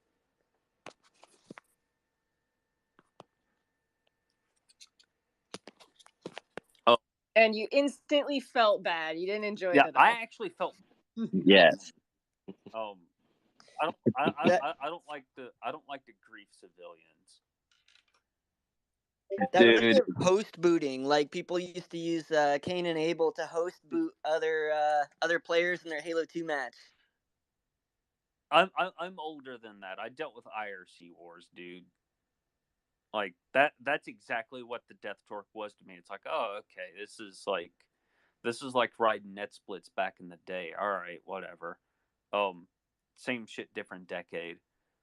Something else. I stepped up about the smart wearables, so I want to make sure. I've only had like a few hours of sleep. I want to make sure I understood this right. So you can make a smart wearable, and it uses like Java. You can use JavaScript to power the underlying logic, but not only that, but the JavaScript can be hosted externally, like just anywhere. Was that understanding correct, or did I like misunderstand that? That's my understanding. Okay, the only way I can describe this, my hacker boner is throbbing. Exactly, and that's the problem. That's the problem. Is it might be a little too enticing depending on how this stuff gets Yeah, laced up and how because it ends up. if if you got like okay, well, I'm just going to use myself as the example. Like let's pretend I am the attacker. Um, I submit a wearable, and like we got some curators that they're like asleep at the wheel. I mean, for fuck's sake, we had one who approved the default skull shirt. a few months back, and I called that out. So like this is like baby tier. So you have a wearable. You have like some sketch fabulous shit that you stole from somewhere. You throw some uh, innocent JavaScript that, let's call it trippy. Let's loop this into like my ramble session from earlier. You have a smart wearable called Trippy, and it just it just spams like nonsense at you.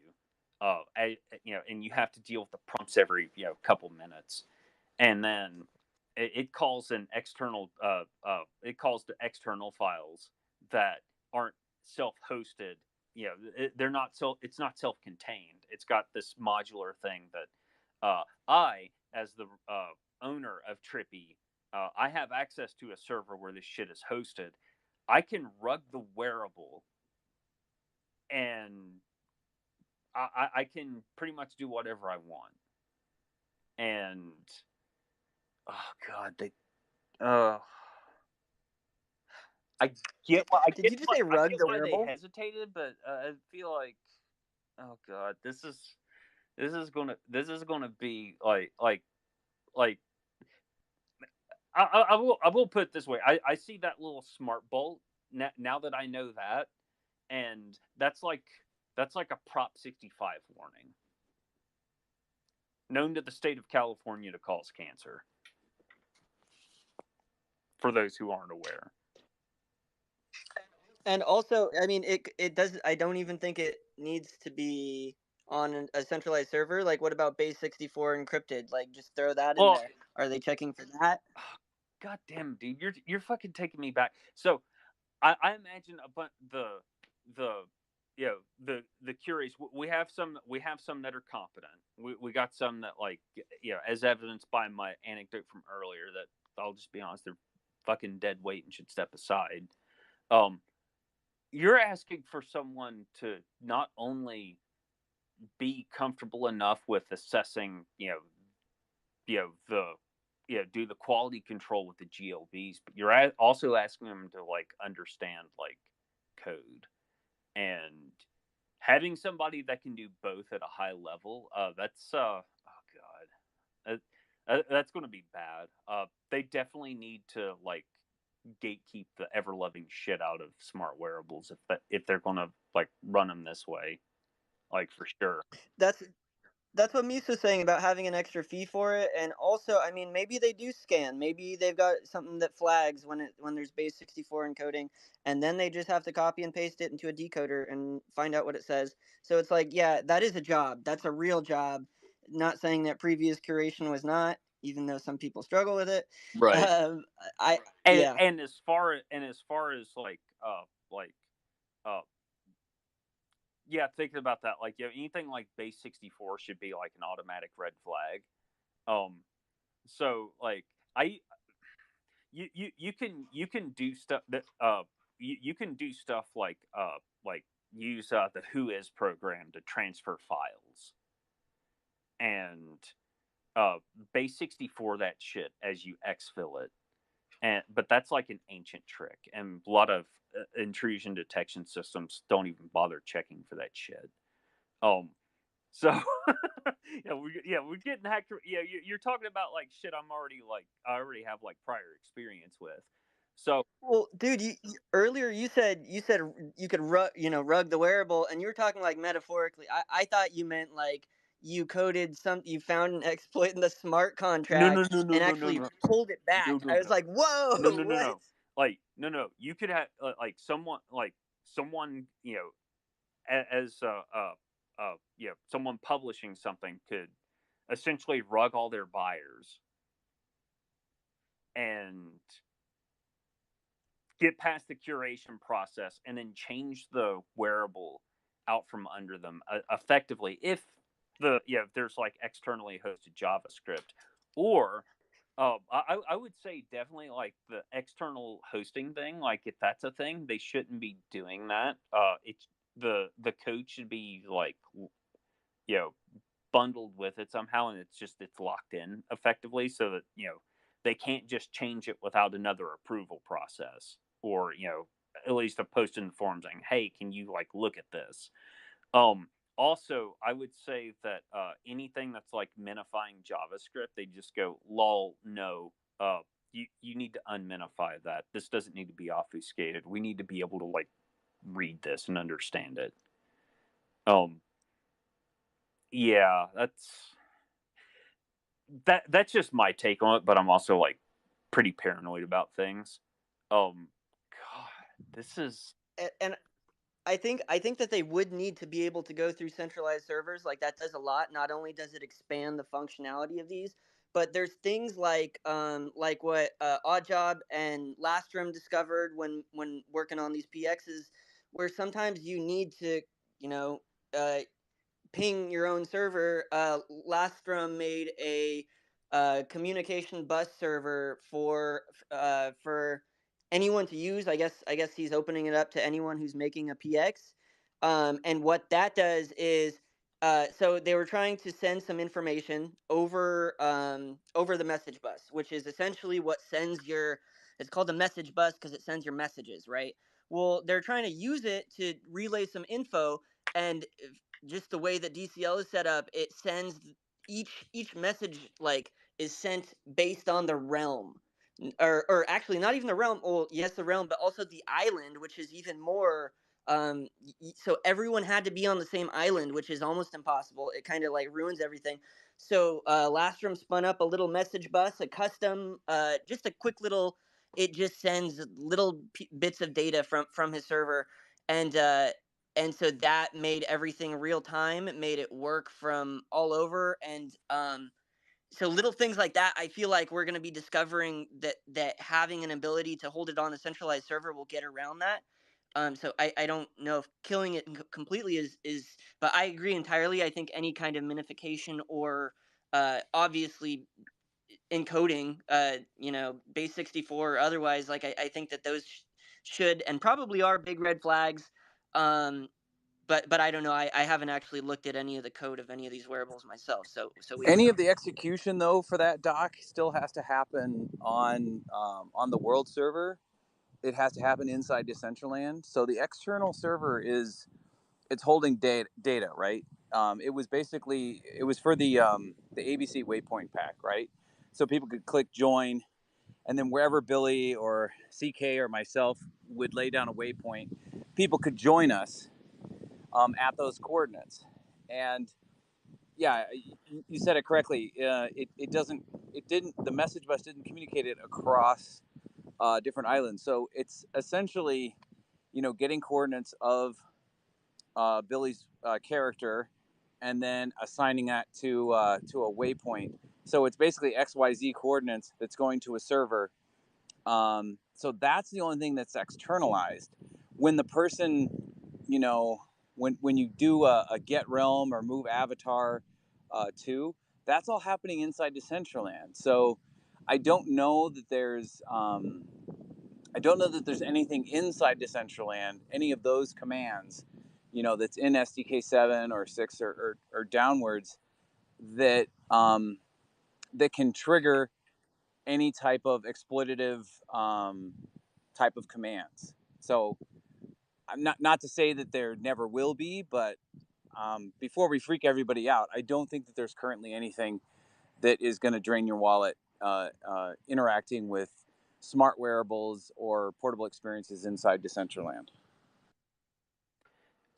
Yeah, I've bought I bought all of the shoes just because I knew different functionality was coming, and also the hot air balloon, and I didn't get any MetaMask prompts, and those are all on a wallet where it's like, yeah, okay, like I get, something happens, who cares?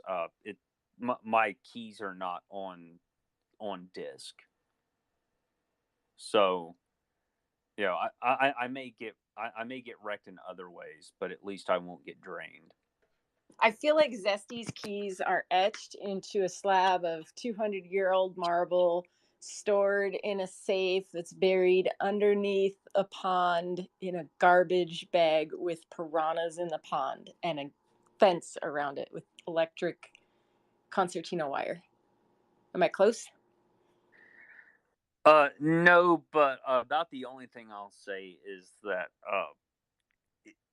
if someone with the right set of eyes has to like go to the area where I keep that stuff, they're going to want to talk to a therapist afterwards. You mean you didn't tattoo it on your shoulder like I did?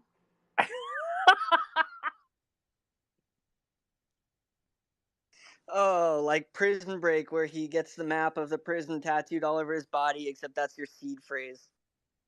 Totally. I'm just gonna have pictures, but they won't know what exactly in the picture it is. And then I'll be like, shit, what part was that? There's a dog tattooed on my arm. I don't remember.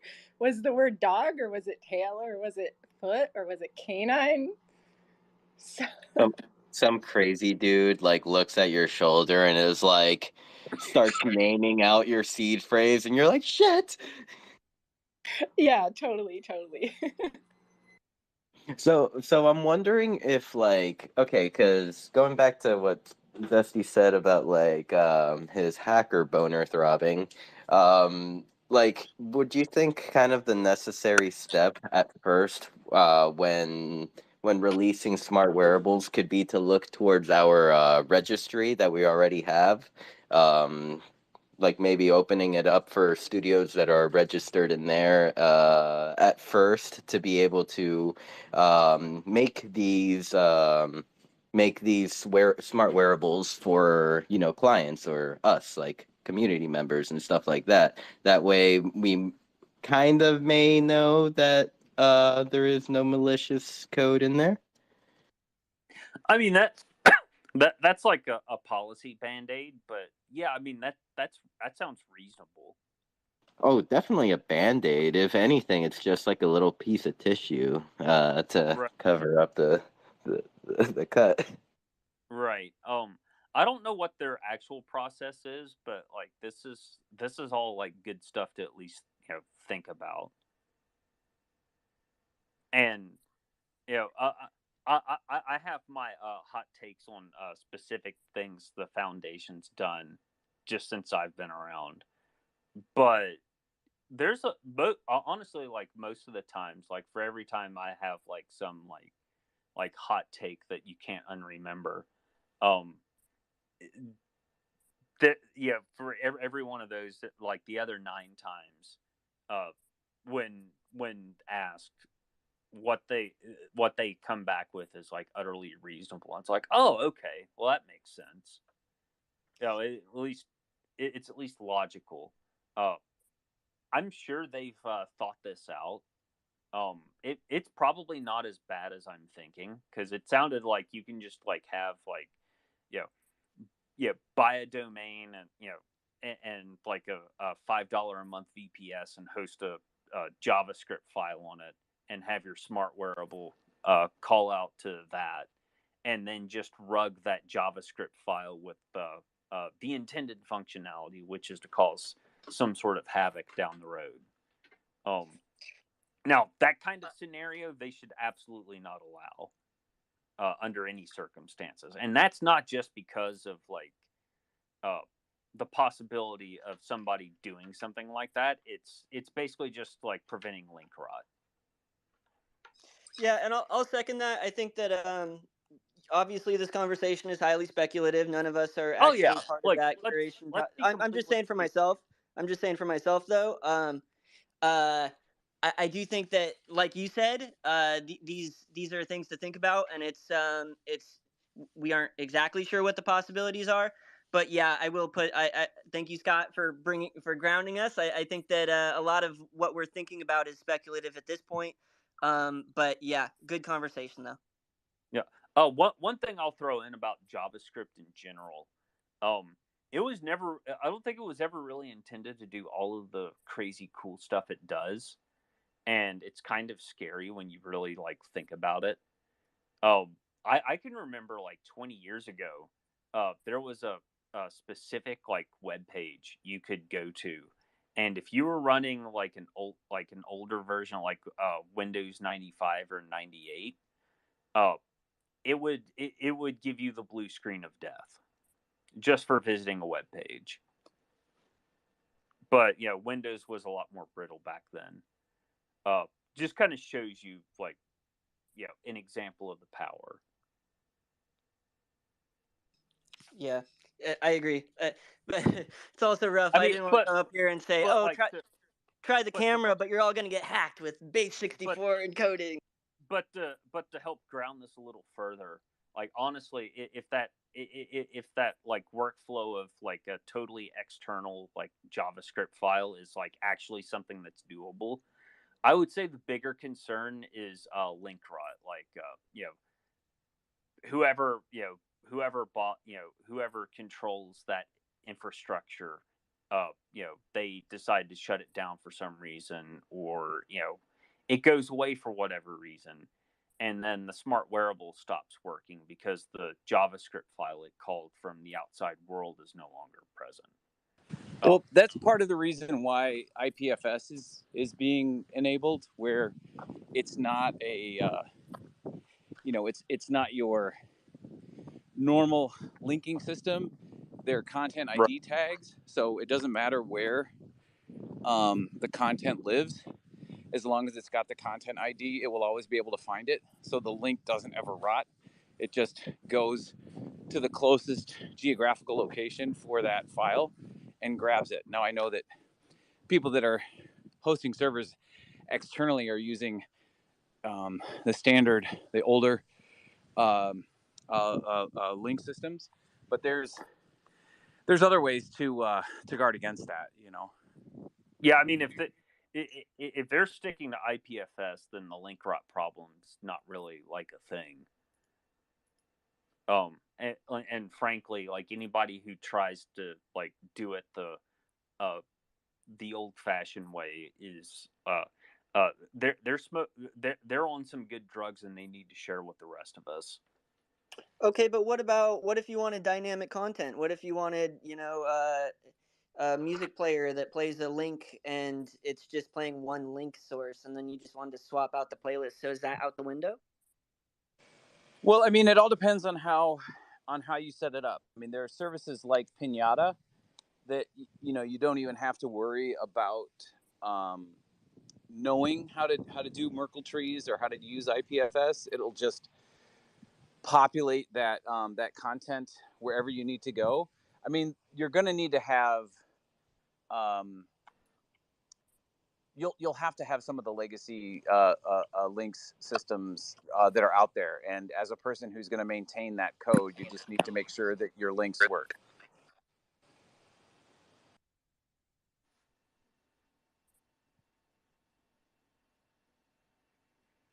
I don't know if I answered your question, Doc. Yeah, kind of. It's just kind of rules out the idea of dynamic links, which I'm not sure if that's I mean, to how many other examples that would thwart. But with Pinata, are you saying that you can replace content on it? Yeah. So with Pinata, just like the thing you hit with the stick, it's just the name of a service, and it's a commercialized version of if you go to nft.storage and you upload something, if it's a video file or if it's an audio file, that's going to be at least in one location, and then it would be up to you to populate it on different nodes across the web or geographically across the earth. But Pinata does that for you, and then you can. There are a couple of tools on GitHub where if you wanted to create a website, you can do that in a serverless fashion, just using Pinata, so that and I believe those web pages are generated dynamically using content on IPFS. So I don't know if that answers your question, but maybe. Yes, it did. And before I kill everyone in boredom again, I'll hand it back to Sin. Thank you, Scott. Boredom? You've been doing great. I've been enjoying the conversation. I always bring up like super nerd stuff, and then we end up deep in the weeds like it's a FAFO session up here. Which shout out to Scott.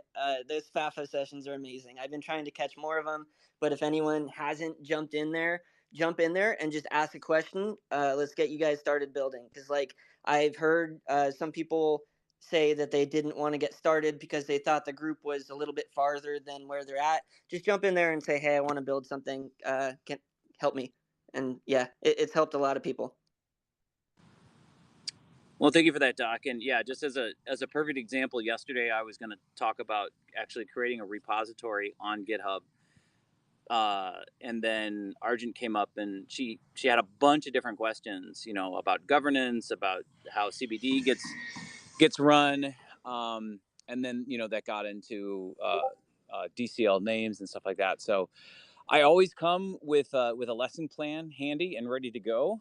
But if somebody has a thing that they really want to talk about, like Existence wanted to talk about the new web builder and why you have to take an SDK6 scene and convert it to SDK7 and why that didn't work, I'm always willing to scrap the lesson plan and go down the rabbit hole with you. I mean, that is the very nature of FAFO. Let's fuck around and find out together. Yeah, and yeah, Doc, don't even feel bad for bringing up the technicals because a lot of people in this room are creators in Decentraland, and this is all valid information that probably even has passed their mind. Yeah, the thought has passed their minds before, so it's good that we're talking about it. I would second the Sin, and also as far as smart wearables coming out and coding, I feel like, because that's not my background, it's like unintentional. It's not gatekeeping. It's just like, dang, this stuff just got complicated really fast. And I want to make if I could make a smart wearable that let everybody around me have 12 pack of donuts, that'd be awesome. But I don't have the skills to do that. So maybe there's people listening feeling like it's just out of their league all of a sudden. And when you guys talk about this, maybe it feels like, okay, I'm definitely out of my league. But at the same time, now I know who to ask the questions so that I could make a smart wearable that, You totally could make a smart wearable. Canessa, you totally can. I can. I give everybody donuts. I'll have the donuts, all of the baker's dozen. Everybody comes over and grabs a donut. Well, here's the thing. I don't know, Scott. You seem pretty. You were talking. You seem confident. You were talking earlier about the or Zesty was mentioning the Band-Aid or whatever. Like one thing that Foundation could do, or that the DAO could do. And honestly, I would post this to everybody out here in the listening audience. And that is to just come up with an idea. Like, take your idea about giving people donuts. Have that idea, and then start with a portable experience, right? As me said, or Dr. said, it's like 2 megabytes, right? There's a lot of text that you can fit to fill up 2 megabytes. 2 megabytes is like 2 full video resolution 640 by 480 pictures, right? One 720 by 486 is about 1 megabyte, right? So in document form, that's a lot of text. That's a lot of words. You can do a lot with 2 megabytes. So just start with a simple idea. So Canessa, let's say you want to give everybody donuts. How about we just make it rain donuts? Okay. So you're going to need a UI for that. And you can already take existing code that's out there. I don't know if Madamus's code that he used for CBD to make the C's, the B's, and the D's show up, and the confetti and stuff like that. I don't know if that's accessible, or if maybe Dogman has something that's out there. But there's definitely something out there that we can take, and we can just sort of hammer it into a different shaped Jello mold, and make it rain donuts. So you start with that idea. You have to have a desire, right? I mean, you like donuts, you want to code. You start with that simple idea. You find something that's like that, and then you just start. Yeah, you get that Jello mold, you get that hammer, and you just start hammering away, trying to get it to fit into that form. Let's do it. Let's do it. Let's do like smart wearables for an for absolutely like beginners. And I want to be the donut on the stripper pole and sprinkles are raining on me. Can we do that? Absolutely. Oh Can my we gosh, give it, yes. Vanessa? Can we give it Yes. googly eyes and have it prompt with a different tutorial? And then when you go through said tutorial and exit out or exit out of it, it sleeps for a random number of seconds and then loops back. Maybe you have to complete tutorials to make it rain sprinkles. And you can call it trippy. Oh, that's awesome. That's awesome. Yeah, I mean, I think I'd make something cooler than a stripping donut. Oh my God. I'm Oh, looking you at could have like the sprinkles come off and then the frosting comes off. Oh my gosh. Woo, risque. I'm looking at Mariana out there who just submitted another entry for the Sandstorm build. I'm thinking of M, who did the that party at Dollhouse that we had a couple weeks ago. With the pool party. Yeah, there's definitely people out here who have the gumption, who have the ideas. Maybe NFT bubblegum. You've got some story ideas that you want to turn into portable experiences. I really think a portable experience is it's like I said this last night. I think Simple. It's the gateway drug for coding in Decentraland. With SDK7, it's things work a lot more readily. I struggled through learning SDK6. I don't know, Doc, if you have had a similar experience in working with SDK7, but it just seems like it works more often with 7. Maybe that's just me, and I'm getting more experience, and I just can make things work more often. I don't know. Yeah, I agree.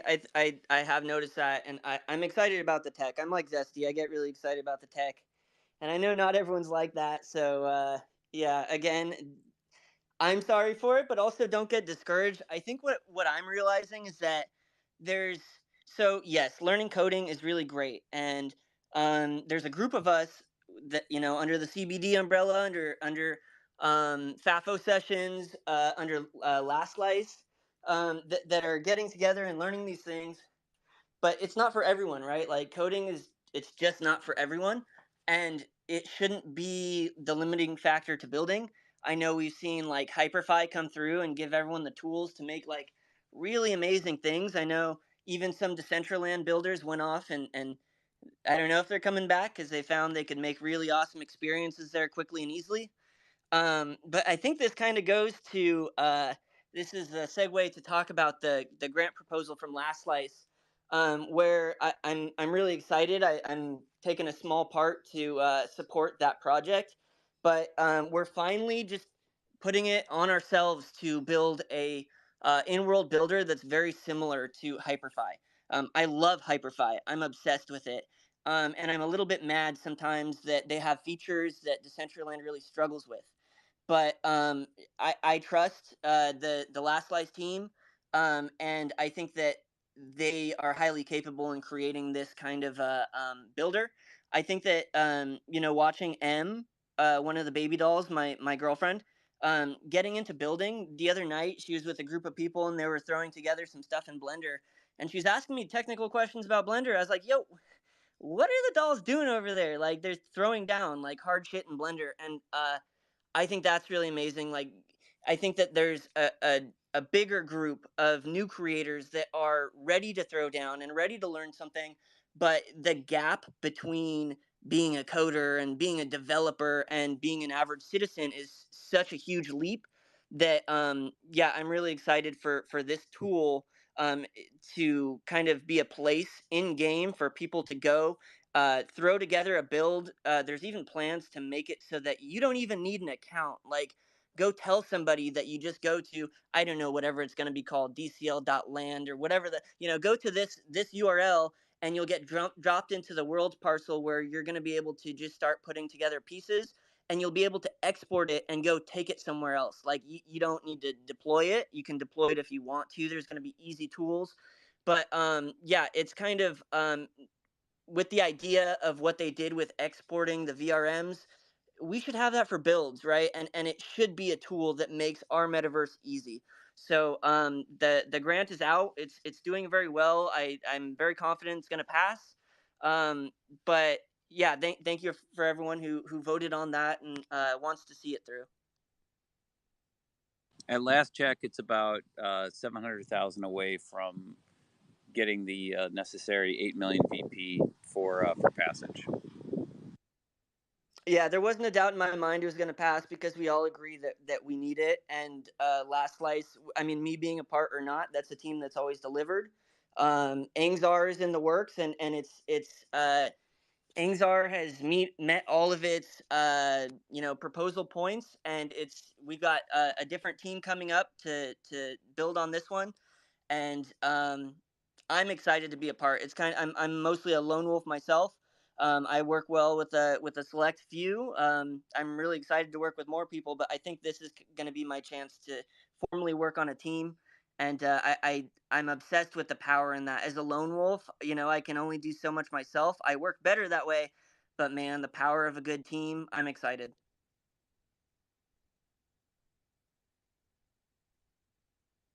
Just to pivot a little bit, from that, just talking about the in-world builder, and reminds me of Oscom and the people at Sandstorm, and all the great work that they're doing. There's Ollie Reds. There's so many great builders that started out building for Sandbox, but Sandstorm has they had their initial grant, and they've delivered over, I think, over 100 scenes that are at least 2x2 in size, and they've got a number of wearables that the creators have made for the contest, also emotes. So there's a lot happening, and part of that is through just the DAO process. They're whatever you may want to say about the questionable grants that have come through, there are some good grants that have gotten approved and have come through, and produced real results. People creating in the space, and creating content, and creating more creators, more developers, and that's the beauty of this type of an open source and decentralized system. There are some positives in decentralization, and this is one of them. Like anybody who has an inkling to come in and get started building, just requires an idea and the determination and the ability to connect with other people to start that creation process.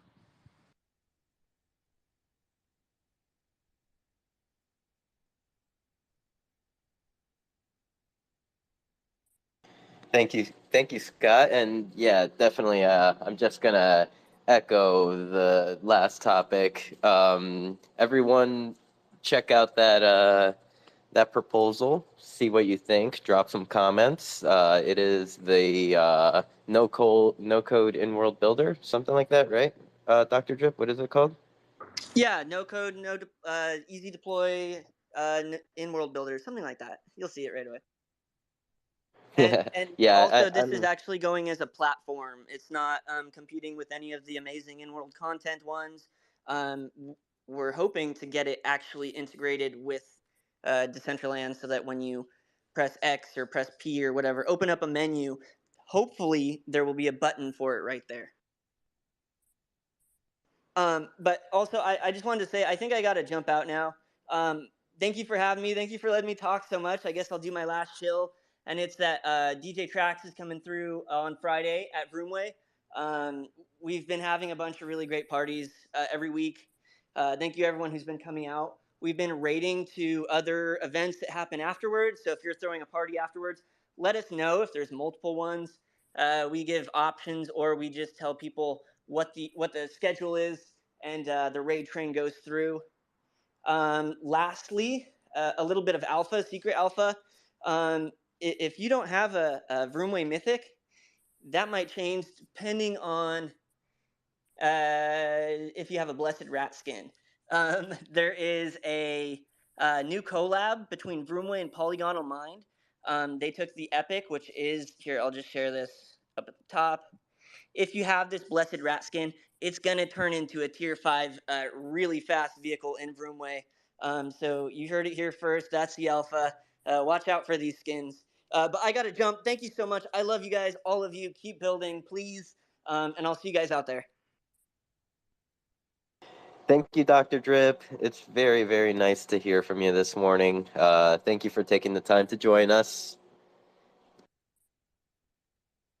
Thanks. Bye, guys. I just pinned it. Oh, sorry.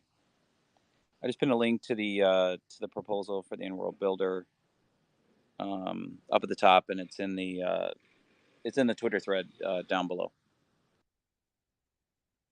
Sweet. Thank you, Scott. I think I did already vote on it, and yeah, last time I noted, last time I took a look at it, I think it only needed like 2.9 million to pass, and also, like, I mean, a lot of voters hadn't gone through yet, so definitely looking forward to seeing that proposal pass. It's definitely very, very needed. Let's see. Looks like we have a new speaker coming up. Yeah, it's at 7.8 million, so you're right. It's about 200,000 VP away. Whoa, 200,000? Okay, yes. We're closer than I thought than last night when I did check it. Only 155K left. That's it. Oh, that's like one voter.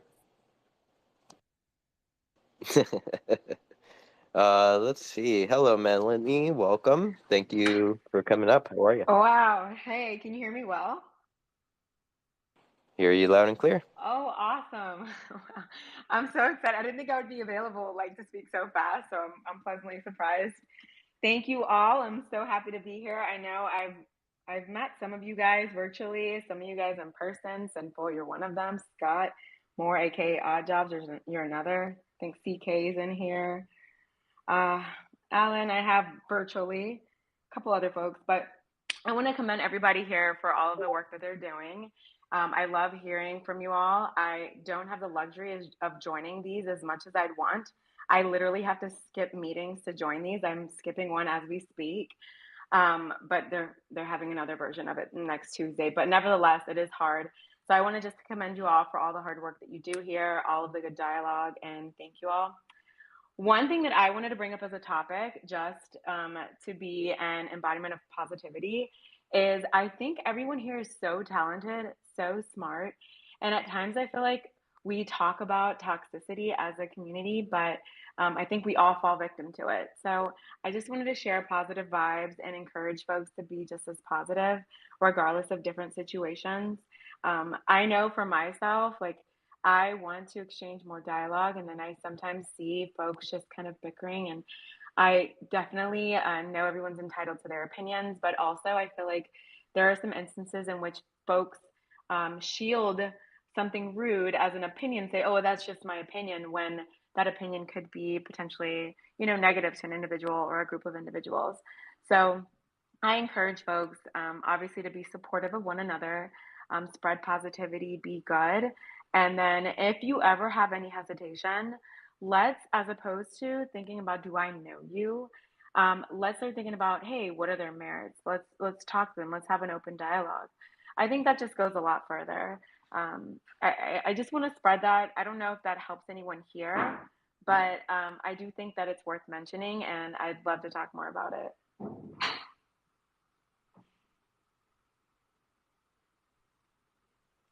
Thank you, Melanie, for sharing. Yeah, I mean, it's it's definitely an interesting landscape to navigate sometimes. A lot of opinions. Everybody's got their own opinion on something, and I think we should just always go back to the drawing board and ask ourselves: is it feedback that is constructive or destructive? Because if it's feedback that's constructive, then hopefully we're still building something. But if it's just destructive, then it's there's probably a motive behind that. So Yeah. thank you. I think it's good. And I think like, toxic positivity also is, that's a hard one. It's because I always try to be positive, but then I'm like, am I just, is it toxic positivity? Is it wag me? Like, it isn't wag me for everybody. I like to say nug me. None of us are going to make it. Like, really, none of us. Well, I have a question. I mean, we're all what's positive toxicity? I'd love to know more about it. Positive toxicity is like if somebody's going through a existential life crisis, say, well, you know what, you're so strong, you can make it through. Oh, I got it. Rather than saying, wow, you must really be struggling, what can I do to help? Yeah. So it's kind of that like, hey, wag me, like, like if you're religious, well, God wouldn't have put this in front of you if he didn't think that you were able to rise to the occasion. It's it's like that just invalidates the feelings of the person going through that life struggle. That's kind of on a different note, so I'll bring it back to DCL. But it's I think a lot of in the bull market, I mean, we saw the wag me neon signs going everywhere, and they're awesome, right? Yeah. Like, we're all going to make it. It's a wonderful sentiment. Yeah. But I think that we aren't all going to make it. Yeah. Like, everybody's in their own struggles behind the scenes. I think we need to be way kinder to each other because we don't know what any of us are going through. So, but I think, like, there's got to be balance, just like everywhere in life. I mean, log off, shut Discord down, close the channel, close the chat thread, go touch grass or stay and know why you're fighting. Because if you know your why, it doesn't matter what anybody says to you. You're bulletproof. Yeah. You're titanium. So, I mean, I see people getting discouraged about the Dow. It's like, know your why, and then nobody can touch you. Yeah, exactly. And I think regardless, everyone's entitled to their feelings first and foremost, and everyone's entitled to their opinions. I think, again, sharing it, right? And maybe going back to the example you said about toxic positivity I forgot what order it goes in. But nevertheless, I think it's important to let people, feel heard. And then if they're willing and open to hearing your opinion, sharing that. And again, if you are sharing an opinion, being careful on how you share it, because just because it's your opinion doesn't mean that it's okay to share it in a not so positive manner. And no one's saying like, hey, great job. Like this whole, like, I don't know if you talk, what generation everyone is in here, but I know for millennials, there's this thing that, like, I'm a millennial. So they say that we really love like participation awards. I'm definitely not one. I do think that people need to be praised for trying and whatnot, but I also don't want us to just award by any means. So yeah, I just wanted to share that. Kness, I think thus far my engagements with you, as big or as little as they've been, have been pretty good. I will commend you on that. I've never experienced anything negative from you, so I thank you for that. And anyone else here that I've had great interactions with, thank you as well. Thank you, Melanie. And, I hope that I encourage anybody that, if they have an interaction, just me personally, if it is negative, like, I don't want to live in an echo chamber. Like, I don't want to be around people that just tell me the easy things. I want to hear the truth. I want to hear, like, I want to be able to, speak my truth, but also be challenged on it. Because, especially like in the Dow, sometimes I'll write something or I'll vote a certain way. And then, other people comment and it's like, okay, like I totally see why they're thinking like this, because they're bringing a little piece to the puzzle that I didn't think about. Like, there was a wearable curation one recently, and I was like, I don't want to vote on this because this isn't affecting me. This is affecting creators and the curators, the people on the committee. And I'm like, I don't want to vote on something that is going to adversely affect other people. So I don't know, just putting it out there that, like, hopefully we all can, have constructive dialogue. And then, to be honest, there's just people that are, the motives are not there to come up with a constructive, like, outcome. Yeah. Like, So there's some people I'm like, all right, you're not trying to build, you're trying to destroy. So Yeah. Next. No, I totally agree Yeah. with you. And I think just going back to voting and whatnot, just as a reminder, behind that avatar is a real person. So guys, don't forget that. There's someone with feelings. It's not just a cartoon or a photo that you're looking at that's static, right? There's someone behind it. Another thing, just speaking of voting too, is, when you go up there to vote, think about things from an unbiased perspective. Don't think about your friends. A lot of times what I hear, unfortunately, is that people, unless like it's like there are a few people that set that tone, and then people are like afraid to go against that grain, because then what ends up happening is that people will come for you. And it is sad. Like if you get associated or something, like you will get come at. And so I feel like then it forces folks to feel obliged to take one side versus the other. And that's not good. And I don't think that's something that we want this platform to stand for. We want to be inclusive. We want to have people feel like they have a right to, have a differing opinion from you and not feel like they're going to get attacked. That's one. Another thing is just because you don't know someone doesn't necessarily limit their credibility. That's another thing that I also have seen, I've observed, or if you see them associate with themselves, think about what claims folks are saying and seeing if it's driven around facts. I know there are some things that have been mentioned, and I know Meta DJ kind of brought it up earlier about certain projects here. And then, it's like, oh, there's like some sort of negative sentiment. Well, it's just that. It's a sentiment. It's a feeling. It's an opinion without anything fact based. Like, we've got to make sure that we are being inclusive and being nice. So just thinking about that, and just, again, remembering that there's a face behind every avatar or photo that you're looking at is wonderful. And then if you really have questions, reaching out to the individual or that group of individuals to have a dialogue with them. I think that's very good. But yeah, I just wanted to share those sentiments with everybody here. And again, any questions for me, feel free to let me know.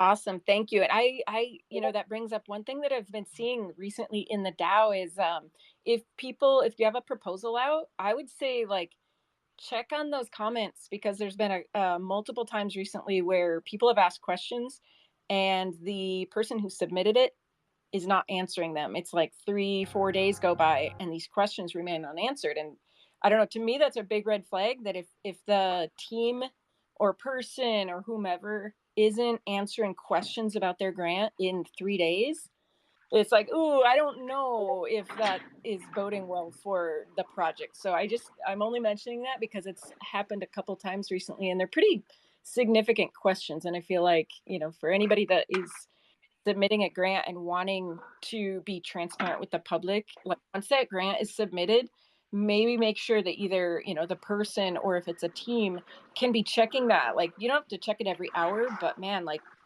once a day, twice a day, make sure that you're getting back to these questions, because unanswered questions are just, I don't know, it's like if we can't even answer questions in the like proposal stage, how can we depend that the grant is going to make good on its promises? So just something out there for people to consider. Agreed.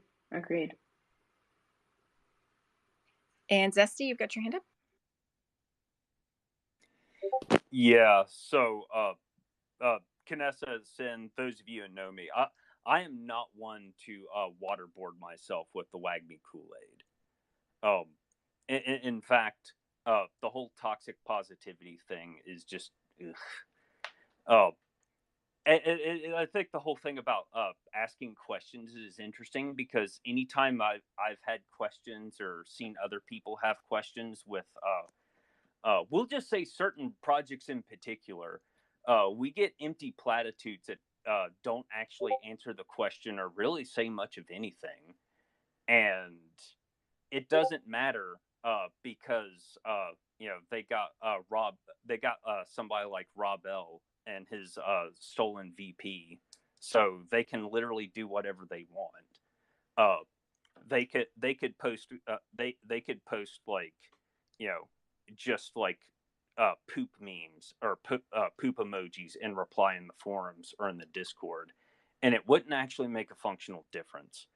However, I do think it's interesting. We have the 500K VP club now, and I'm really looking forward to seeing if uh, that's the solution.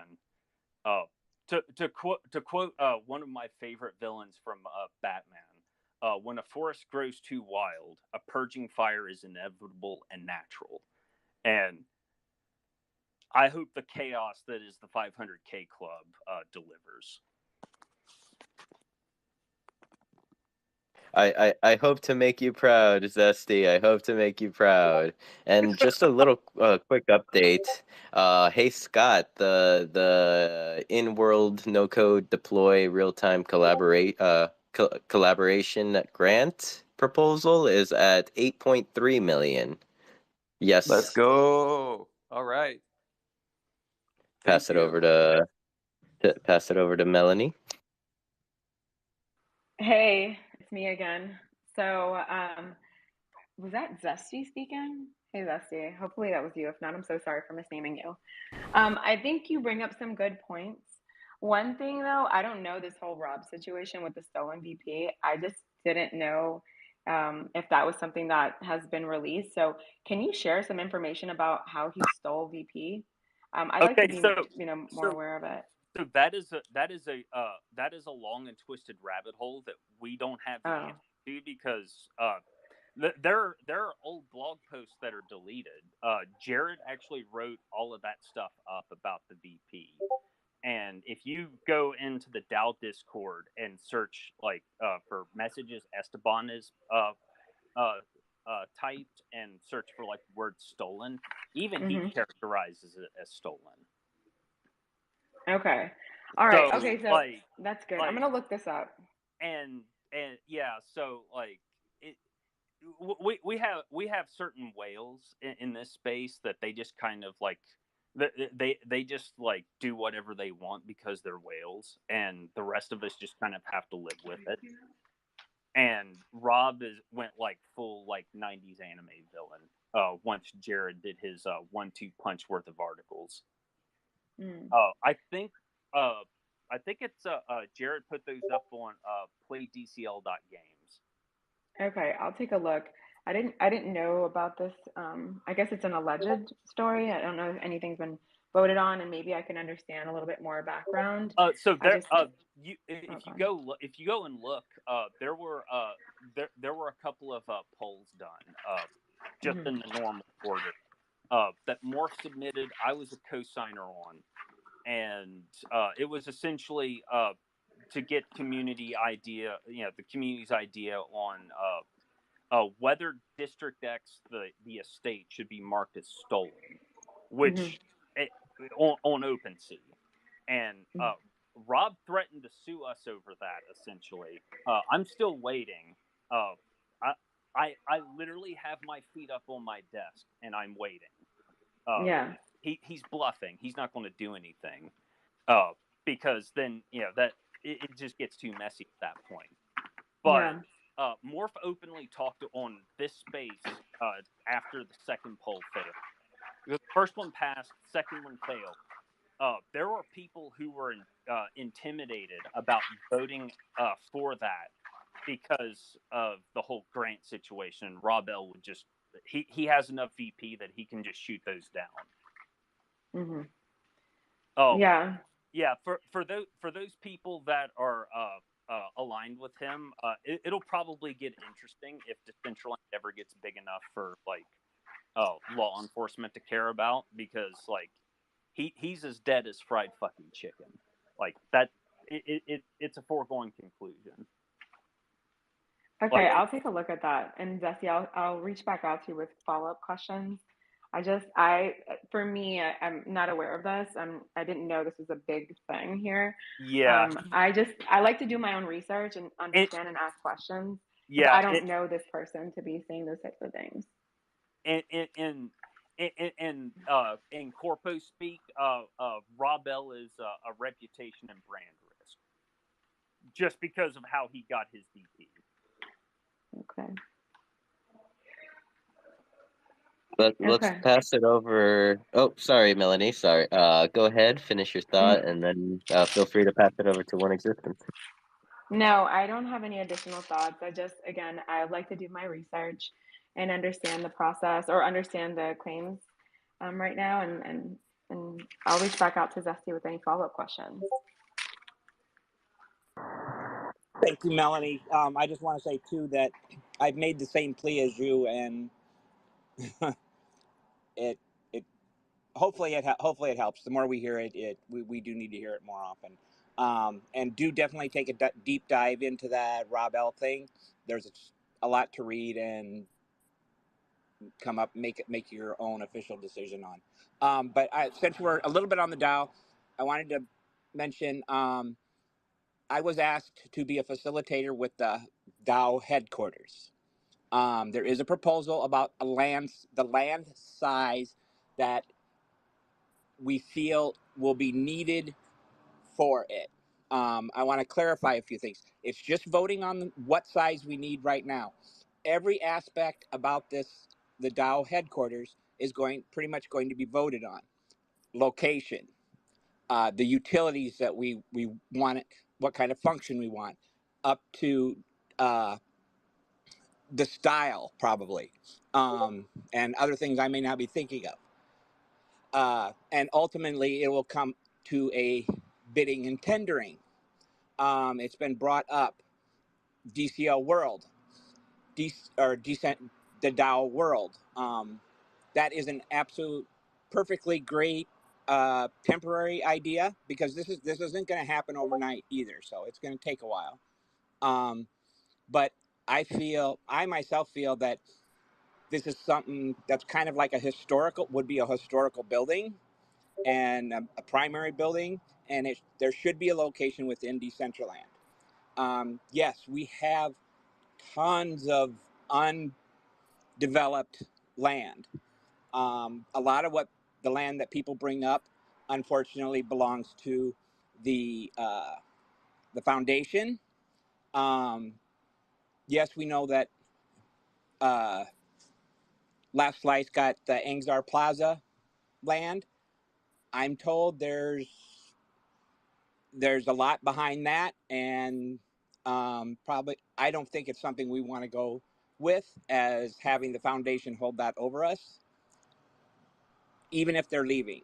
It sounds like it's just not as simple as even asking for it. So I do want to point that out. Plus, one of the proposals was to start sweeping the low or the floor for land. So the Dow has been buying up land, which is what we're considering using, and most, in my opinion, again, would be the most reasonable route to take. But eventually, as well, the community will be able to request the use of said land, whether it's under a rental agreement or for free, and for how long, again, will be based on proposals and voted upon by the community. So I'm hoping that clears some things up. And again, right now it's just a poll. It's not the official. This is how much land it will be. That's why I wanted people to, if they had a size they thought would be more beneficial or appropriate, for them to suggest that in the chat. Thank you. Existence, do you know, I guess, like, to me, one parcel. Let's start with one parcel. Every creator that comes in that can barely afford land starts with one parcel. Why can't the Dow start with one parcel and build up from there? Do you have the facts of, like, if they're going to use this land that has been swept from the floor, how many of those parcels, like, I want to see those being used by builders, and the Dow can use one parcel, and then if nobody's building on it, well, then they can go to a 2x1 or a 4-piece parcel. Like, but I don't know, seeing it automatically being like, hey, do they need a 3x3 or a 4x4? Like, that's big. That's a lot of land. And I would rather see that being used by DAO funded projects that could do a lot with that. I mean, I don't know. Like, I guess it just puts my hackles up, because why does the DAO need so much right off the bat? I would rather see that in the hands of people that have, that are using it for their DAO projects. And then, yeah, you saw me go off on the thread, like, why aren't we using this tiny little plaza? And then I could just bird walk into the weeds. Why can only the foundation use that? But 4 years later, nothing is on it. Like, and why is it so hard to get the foundation to All right. let us build? And why? Let me. So I apologize for No, going no, off. no, no, no. That's quite all right, because it reminded me of another thing. So let me tell you sort of how I envision the DAO, which is definitely is not the way it has to go. I don't know, for some reason I see it as sort of a campus with multiple buildings. Now, the reason I was asked if I would become a facilitator is because I repeatedly, and some of the builders in the space will will tell you, because I reached out to them finally because nobody was responding to me. I said, why don't we ask our builders to make this? And I thought it would be cool if, I actually thought it would be cool if it was a large collaboration between all the builders. But this way too, if you got separate buildings, multiple builders could contribute as well. Because I think, again, I said, I think this is something like a historical building. I think it would be an honor and a privilege to have your name attached to that build, whatever happens. Because it's also been brought up, why aren't we using these sandstorm builds? I mean, they're built, they're the DAO headquarters. And correct me if I'm wrong, but my understanding is that that was a sandstorm category or theme.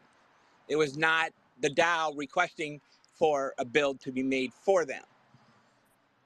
The Sandstorm was a DAO funded project Yes. that, in my understanding, and I know there's some people that participated, it was funded by the Decentraland DAO, but the buildings were supposed to be made open source, and they have not yet. And then there was another grant asked for before the existing builds that were funded from our Decentraland DAO were made to be public. So Yes and yes and yes and yes. Yes, it was funded by the DAO, but if you recall, I swear I recall it, they have different themes for each, yes, that's and correct.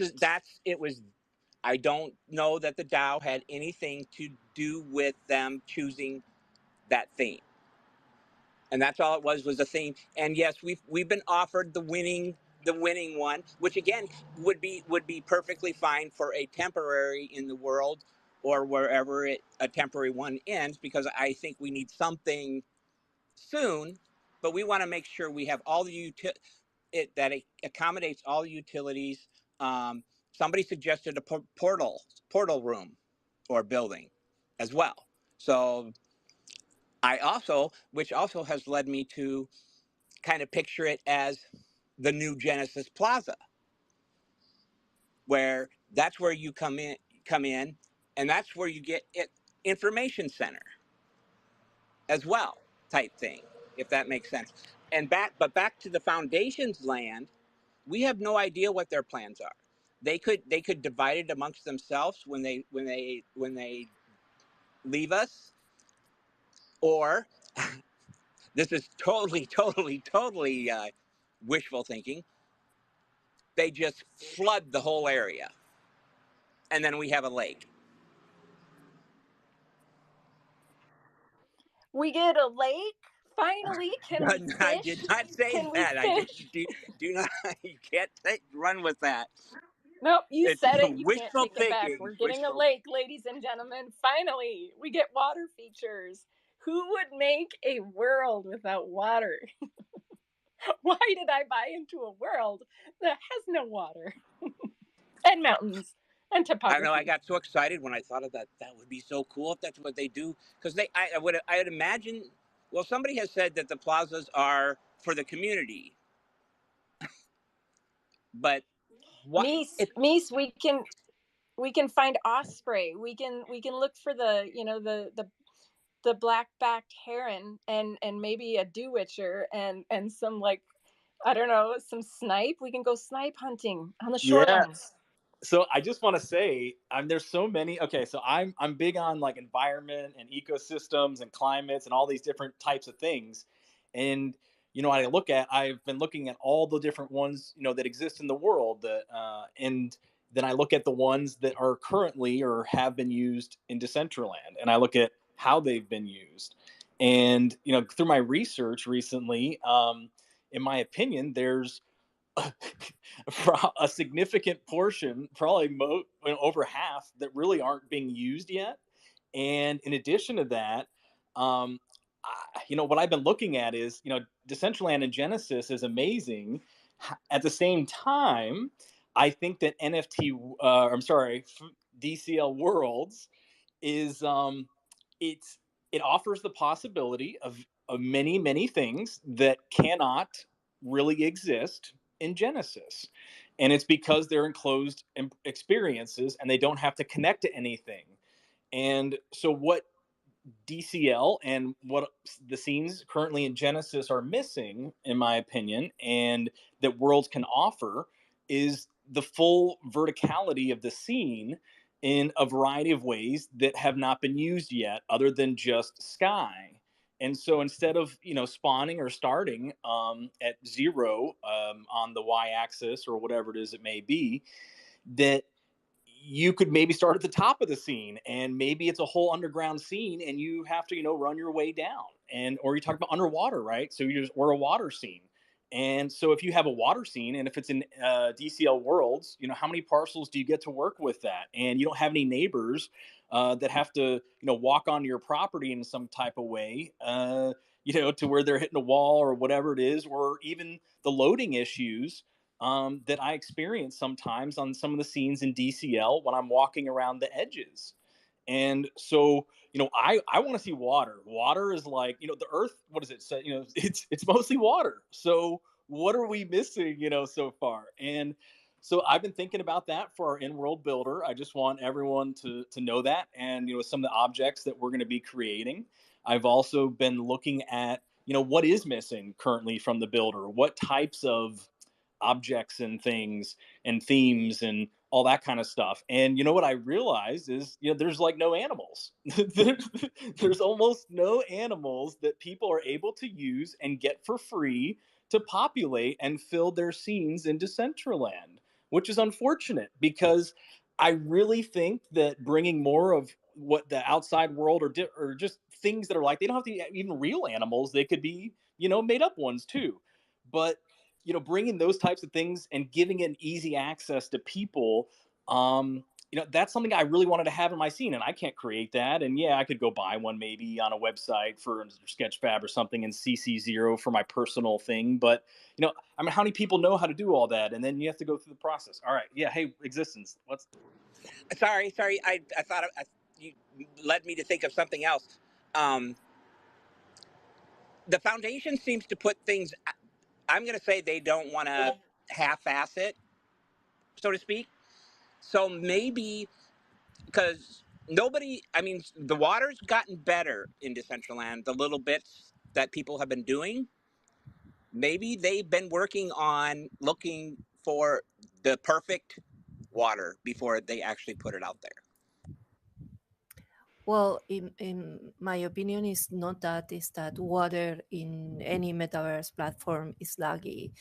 And for example, you have to have in mind that because the water has itself animations and scripts, and right now in Decentraland, how to make that without creating your own, space or your own world. Maybe in walls that maybe will be possible, but outside of that is going to be more tricky because of if you see, for example, all the metaverses that now has water are metaverses that the sims are not, that you cannot cross to the neighbor side. What you have is to travel through a portal or a link to another space, so, and that's because this reason water is one of the most laggy things that you can do. I want to also say, real quick, two people got their names yesterday in Decentraland. One of them is Queen Pammy, and everyone welcome Argent. She got her name yesterday, and I can't wait to see what you do with your world. Sinful and Canessa, I was telling them before at the beginning of the space, thanks to Existan and Scott, our job. I'm super happy about that. Oh, that's awesome, Arjun. I think you brought up some really good points about water, and I've been seeing other metaverses that have just recently, they've added like the water feature has somehow, like I can't explain it. I'm sure you understand it, but the water is like reactive the way real water would be. Yeah. And I'm like, no, like this is, we need. Crypto Voxels has water. Why don't we? Yeah. Well, that's interesting. So far is what I see is that in the Decentraland you have really small zone to build. Is that the parcels are little, and they are too much stuffies that are close to each other. And that when you're rendering, the processing of rendering is how much things you have in a point of the space of the game or of the metaverse, in this case the Decentraland, the more laggier it's gonna be. So if you have smart wearables, stuff that is reacting, if it's a game, is a game place. All these things are going to contribute to lag. So, and water is maybe because maybe it's because of that they don't do it, because as we know, Decentraland is using Unity in order to do Decentraland, and in Unity you can create actually water. So it's not because it cannot be done. It's probably a question of how we do it.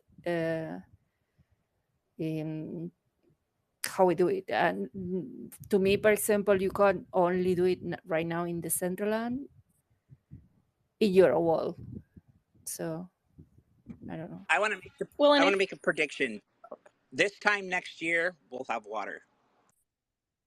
So, but I think you also have to define water, because there are places in Decentraland that have water. Yes, there's completely different types. And I just want to say, so I used OnCyber recently, and I have a gallery with 125 pieces that are glitch artworks, okay? And so they're GIFs, and in there, I recently made 2 changes, okay, to this gallery. It's a very small gallery, and it's very plain, relative to, there's no objects or anything else in there, no 3D stuff. It's very basic, simple. And so just adding water, the base water that is like level or whatever it is, massively increased lag, and I didn't have any before, and so my artwork no longer synced up. And then you're also able to add rain, so I added rain, and so I had rain going with the water going, and that pretty much almost shut everything down completely. Correct. If you have a lot of sorry, a lot of scripts running in your area, the more you have, the more complex and more heavy it's going to be, and more render time is going to cost. So if I love water spaces, for example, I put always water in all my spaces, but I try to put it on ways that is not going to affect on the lag. And for that you need to a little bit background on how to do this, not super background, but just a little bit of background to know that what is your what why you need the water for. Is water important because you are having pools, beach, and sun, and it's creating this water atmosphere because it's for your art installation or so on, or if maybe it's not necessary for what you're doing.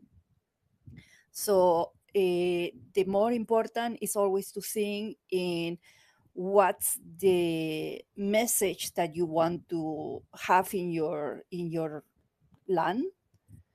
What they are the things that you want to put the accent in, that they are the most important, and from that you build the rest.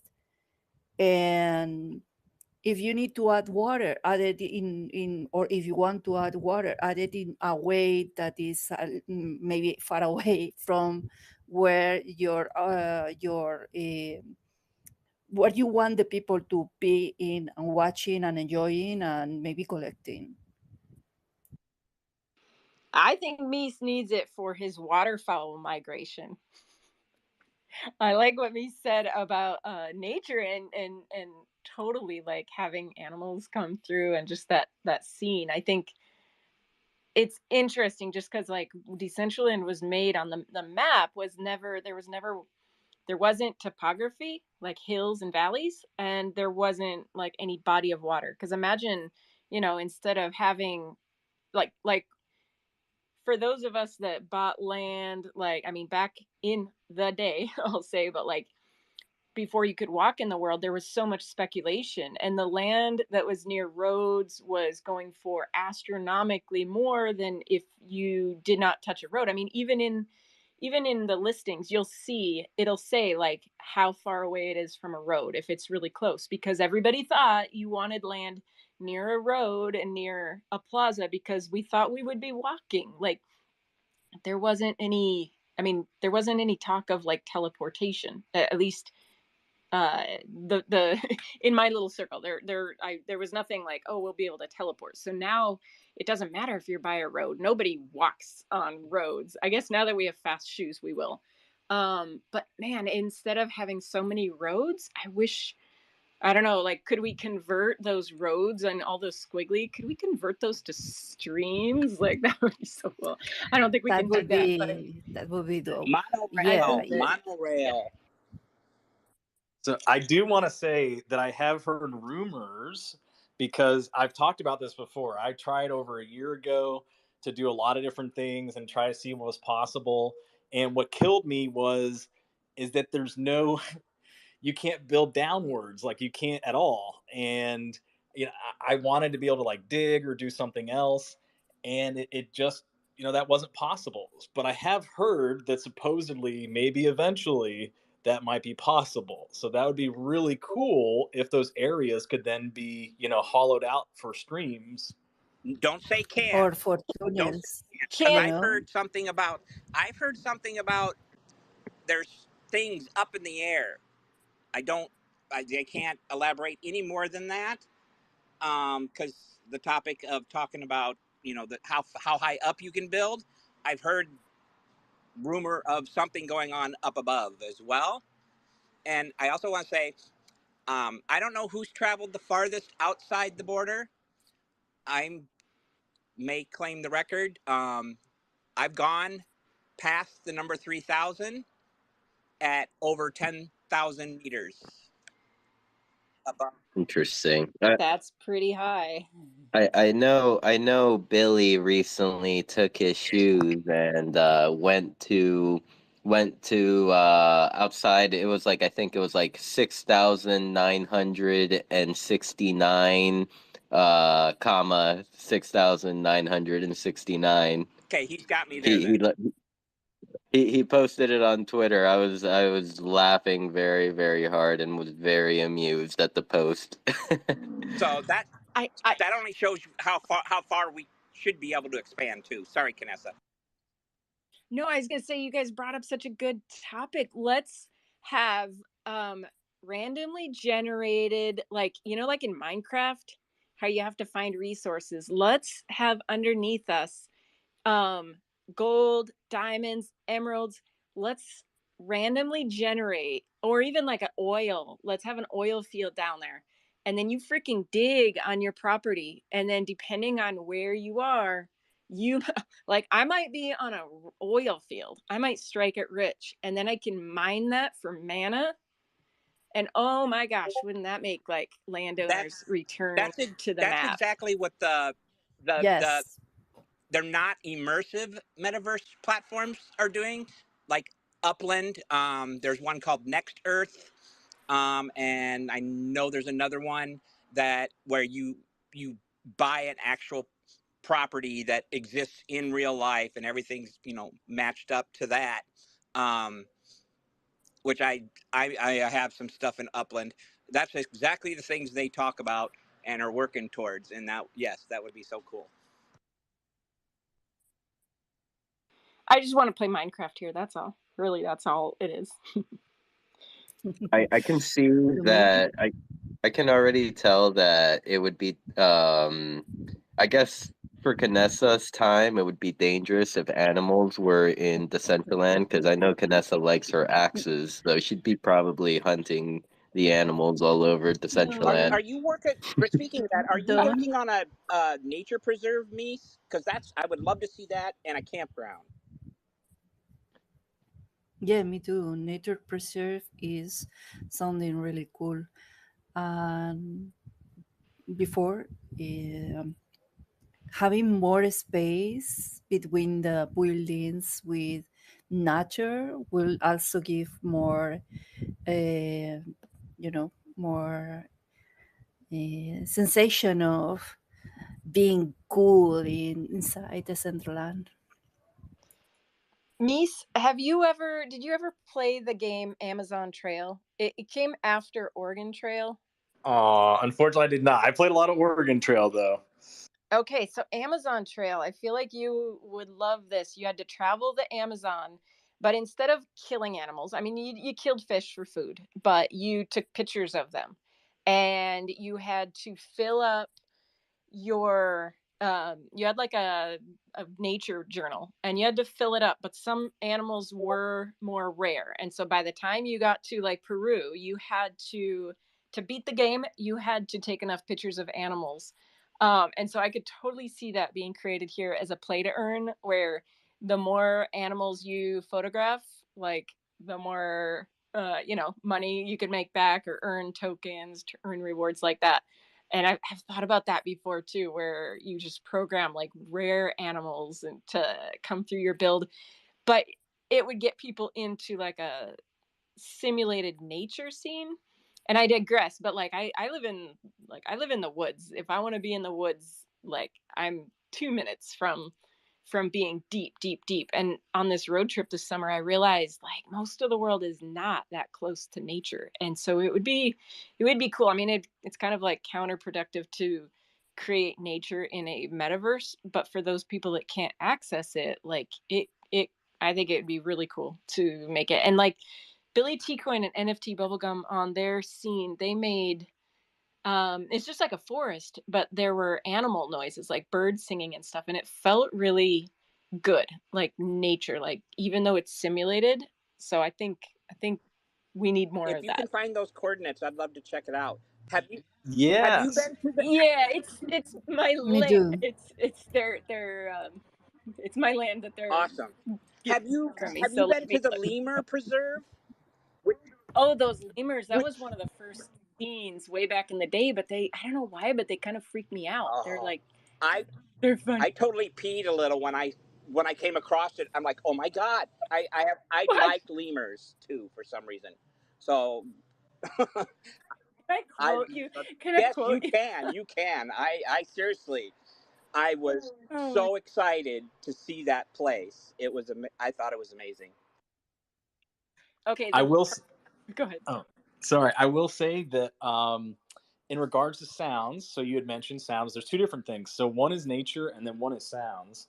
So for the in-world builder, one of the things we have listed there on the proposal, we're including sounds, and so that's one of the things we're looking to add and to provide to people. Some of those sounds to have for their scenes, and ideally, that's what I'm looking for. Is some of those things are hopefully nature scenes and Uh, sounds, and I'm sorry.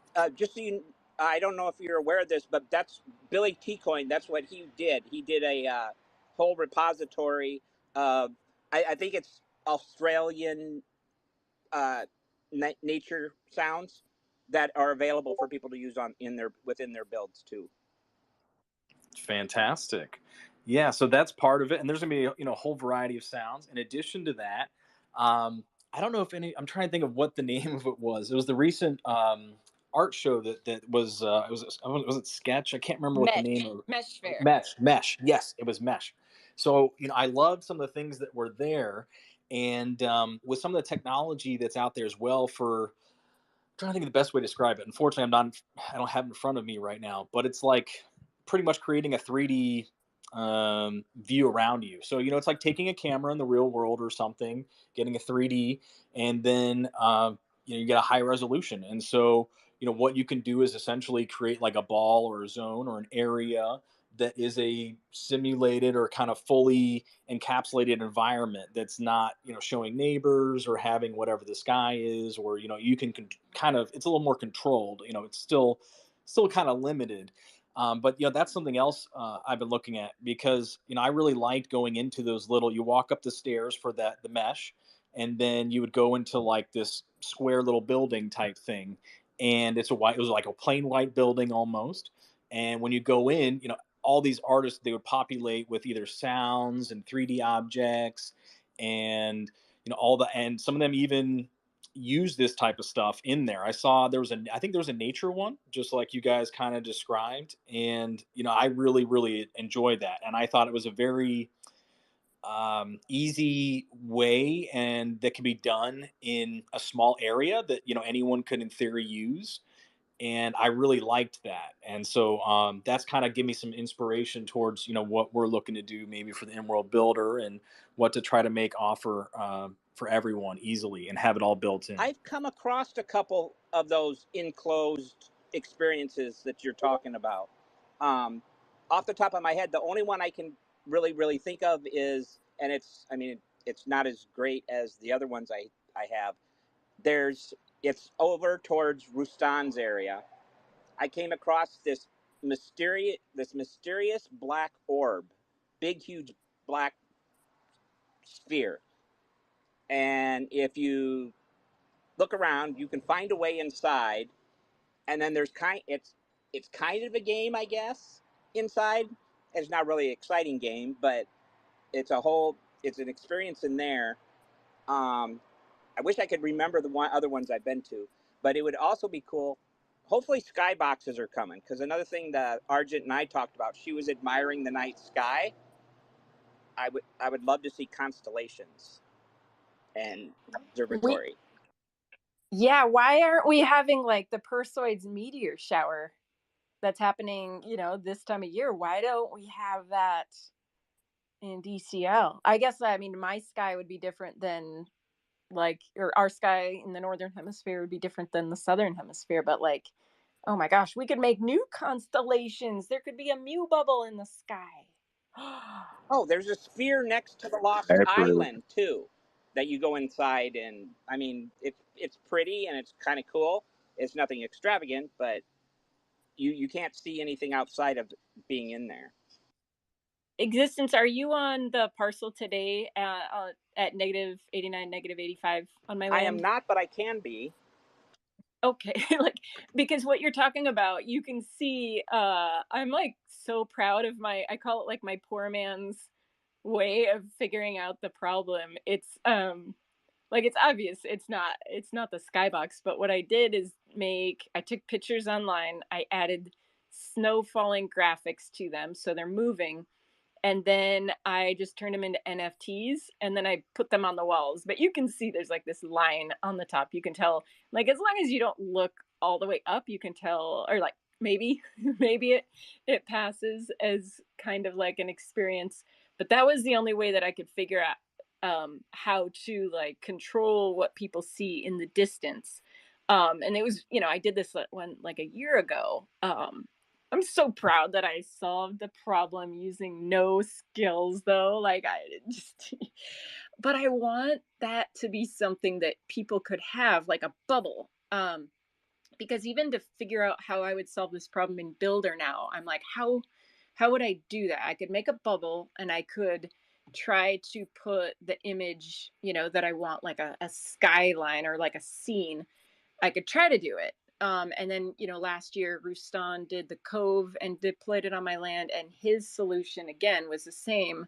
You wrap it. Basically, you're making wallpaper that, as long as you don't look up, the illusion works, kind of. But it would be so cool if people in the builder, like if it was the in-world builder, or I don't know, the SDK, but like if people could choose it and then choose what kind of scene that they want, almost like Hyperfy, where you get to choose gorgeous clouds or something. I mean, I love our clouds. They've come so far from the first day we could walk in the world of Decentraland. But if we could just push it a little bit further, then every image we'd take, we would have just, there's a reason why you look at Hyperfy and it's like, wow, that's gorgeous.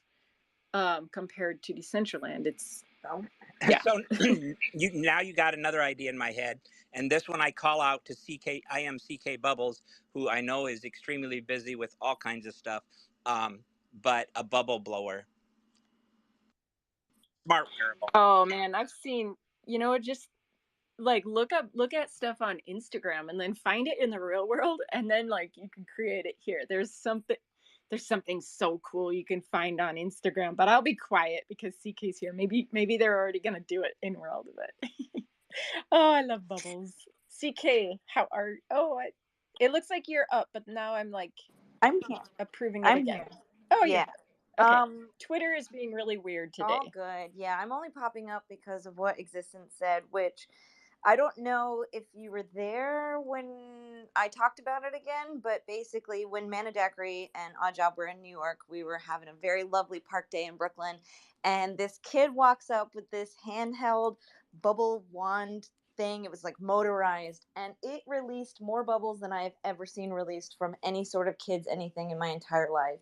And it was like it was like very childlike, like a lizard or something, and it came out of the mouth. But I was just we all on the blanket were being showered by bubbles, like hundreds of bubbles, just over and over. And I took some amazing videos of it. And I was like, I of course love bubbles, obviously the name, that's where it comes from. But I just kind of was like, this is the most joyous moment I've had in the last few months. A little? Did you pee a little? I didn't pee a little. Maybe metaphorically, but not actually. But yeah, it was just really wonderful. And I told Scott and everyone else, I was like, we need to make this. So yes, very much aligned with the bubble gun. Very much want to do a lot of bubble things. And hopefully when I get more time, I'll be able to do them.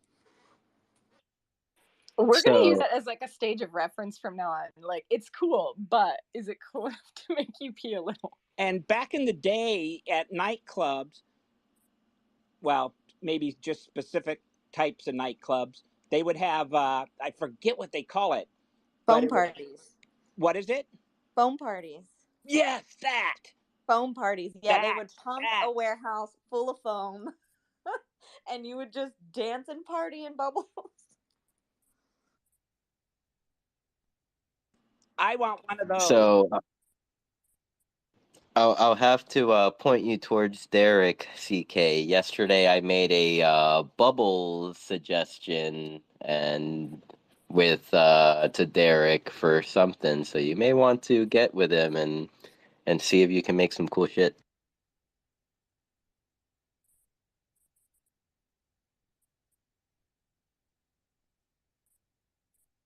And CK, I'm going to send you some ideas of this thing that I found on Instagram that I wanted to make, but I'm like, no, this is bubbles. This isn't me. This is bubbles. But I want it in the real world. I might just have to get it in the real world and go sit in it and send you pictures. If only I was like Real Bubbles and had more of me to do more things. But yes, please always share.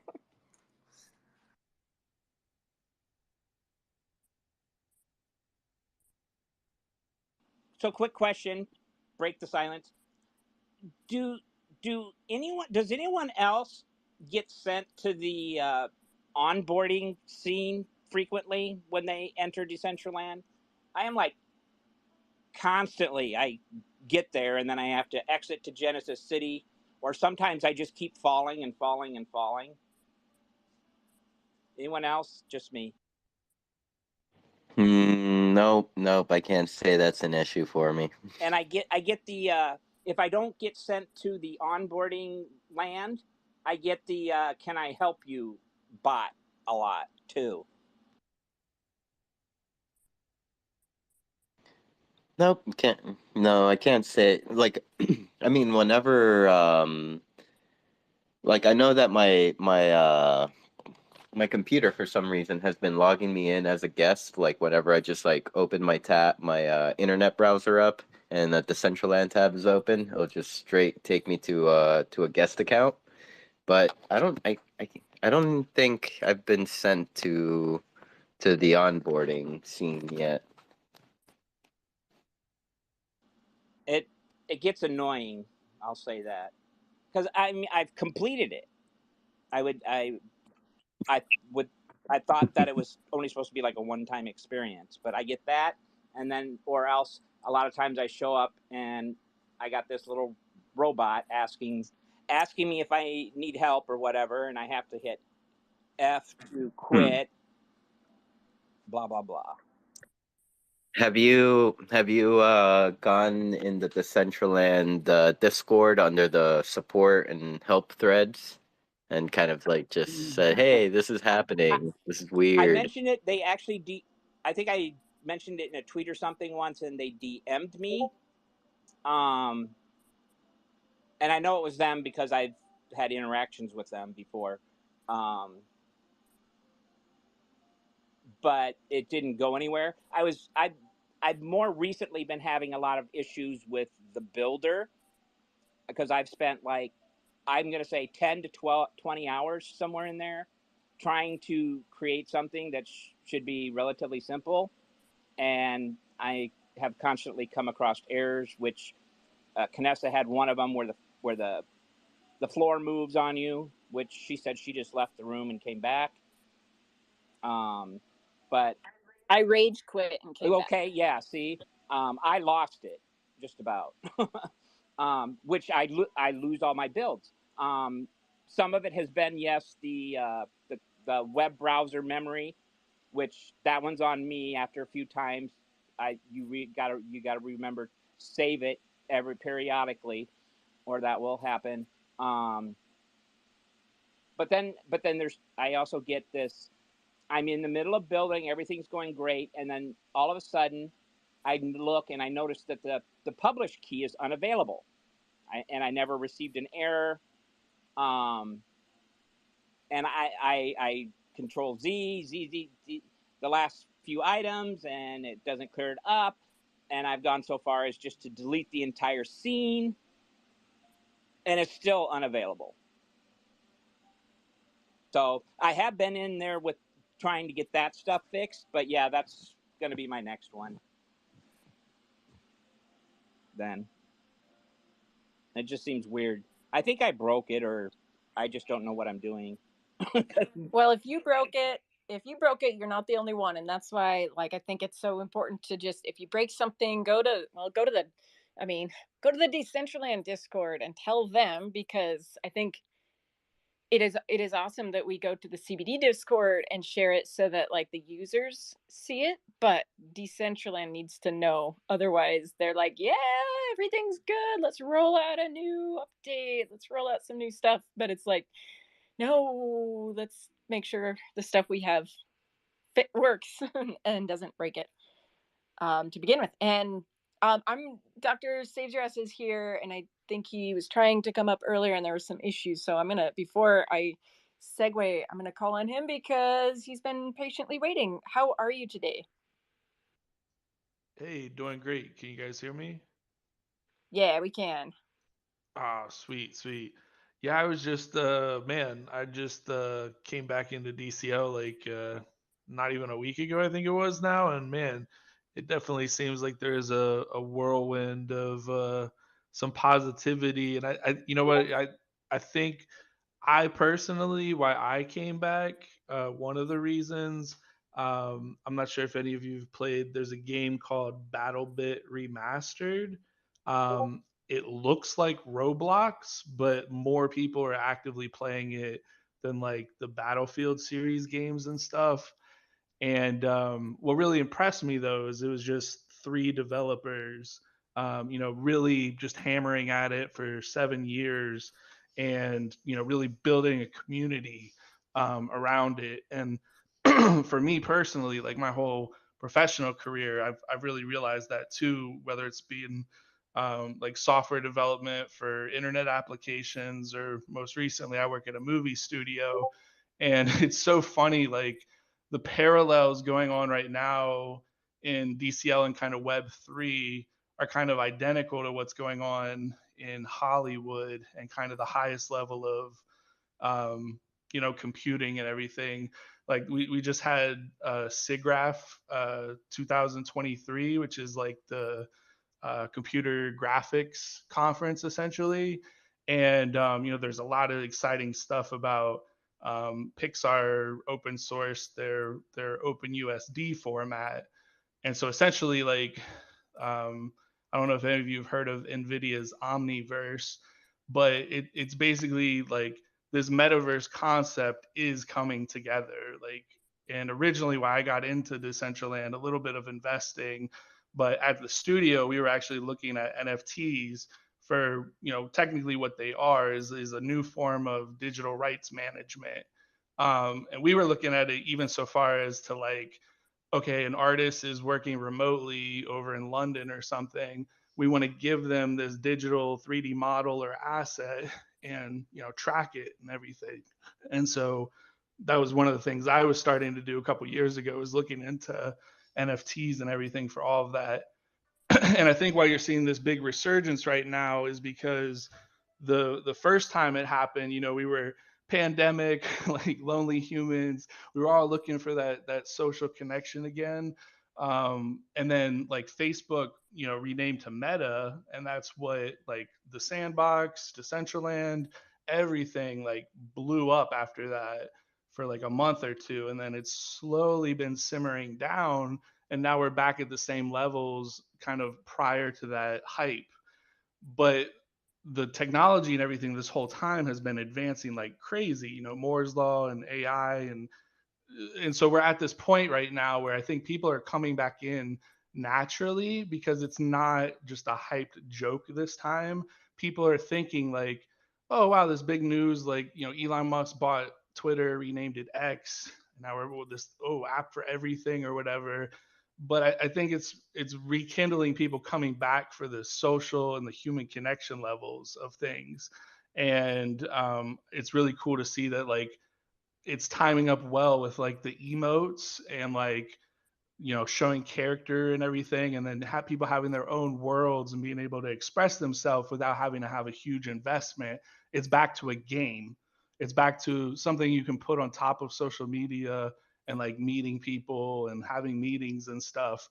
And so I think it's like this time it's a more natural. I don't know if we're gonna call it a bull run or whatnot, but it's a really crazy like, space and time right now, because if the focus really is on advancing some of these deeper like boring development issues and stuff, that's really going to open up the world now to people that, they're starting to learn how to code and stuff because of AI. They don't need to know the underlying, basement sink level of stuff anymore.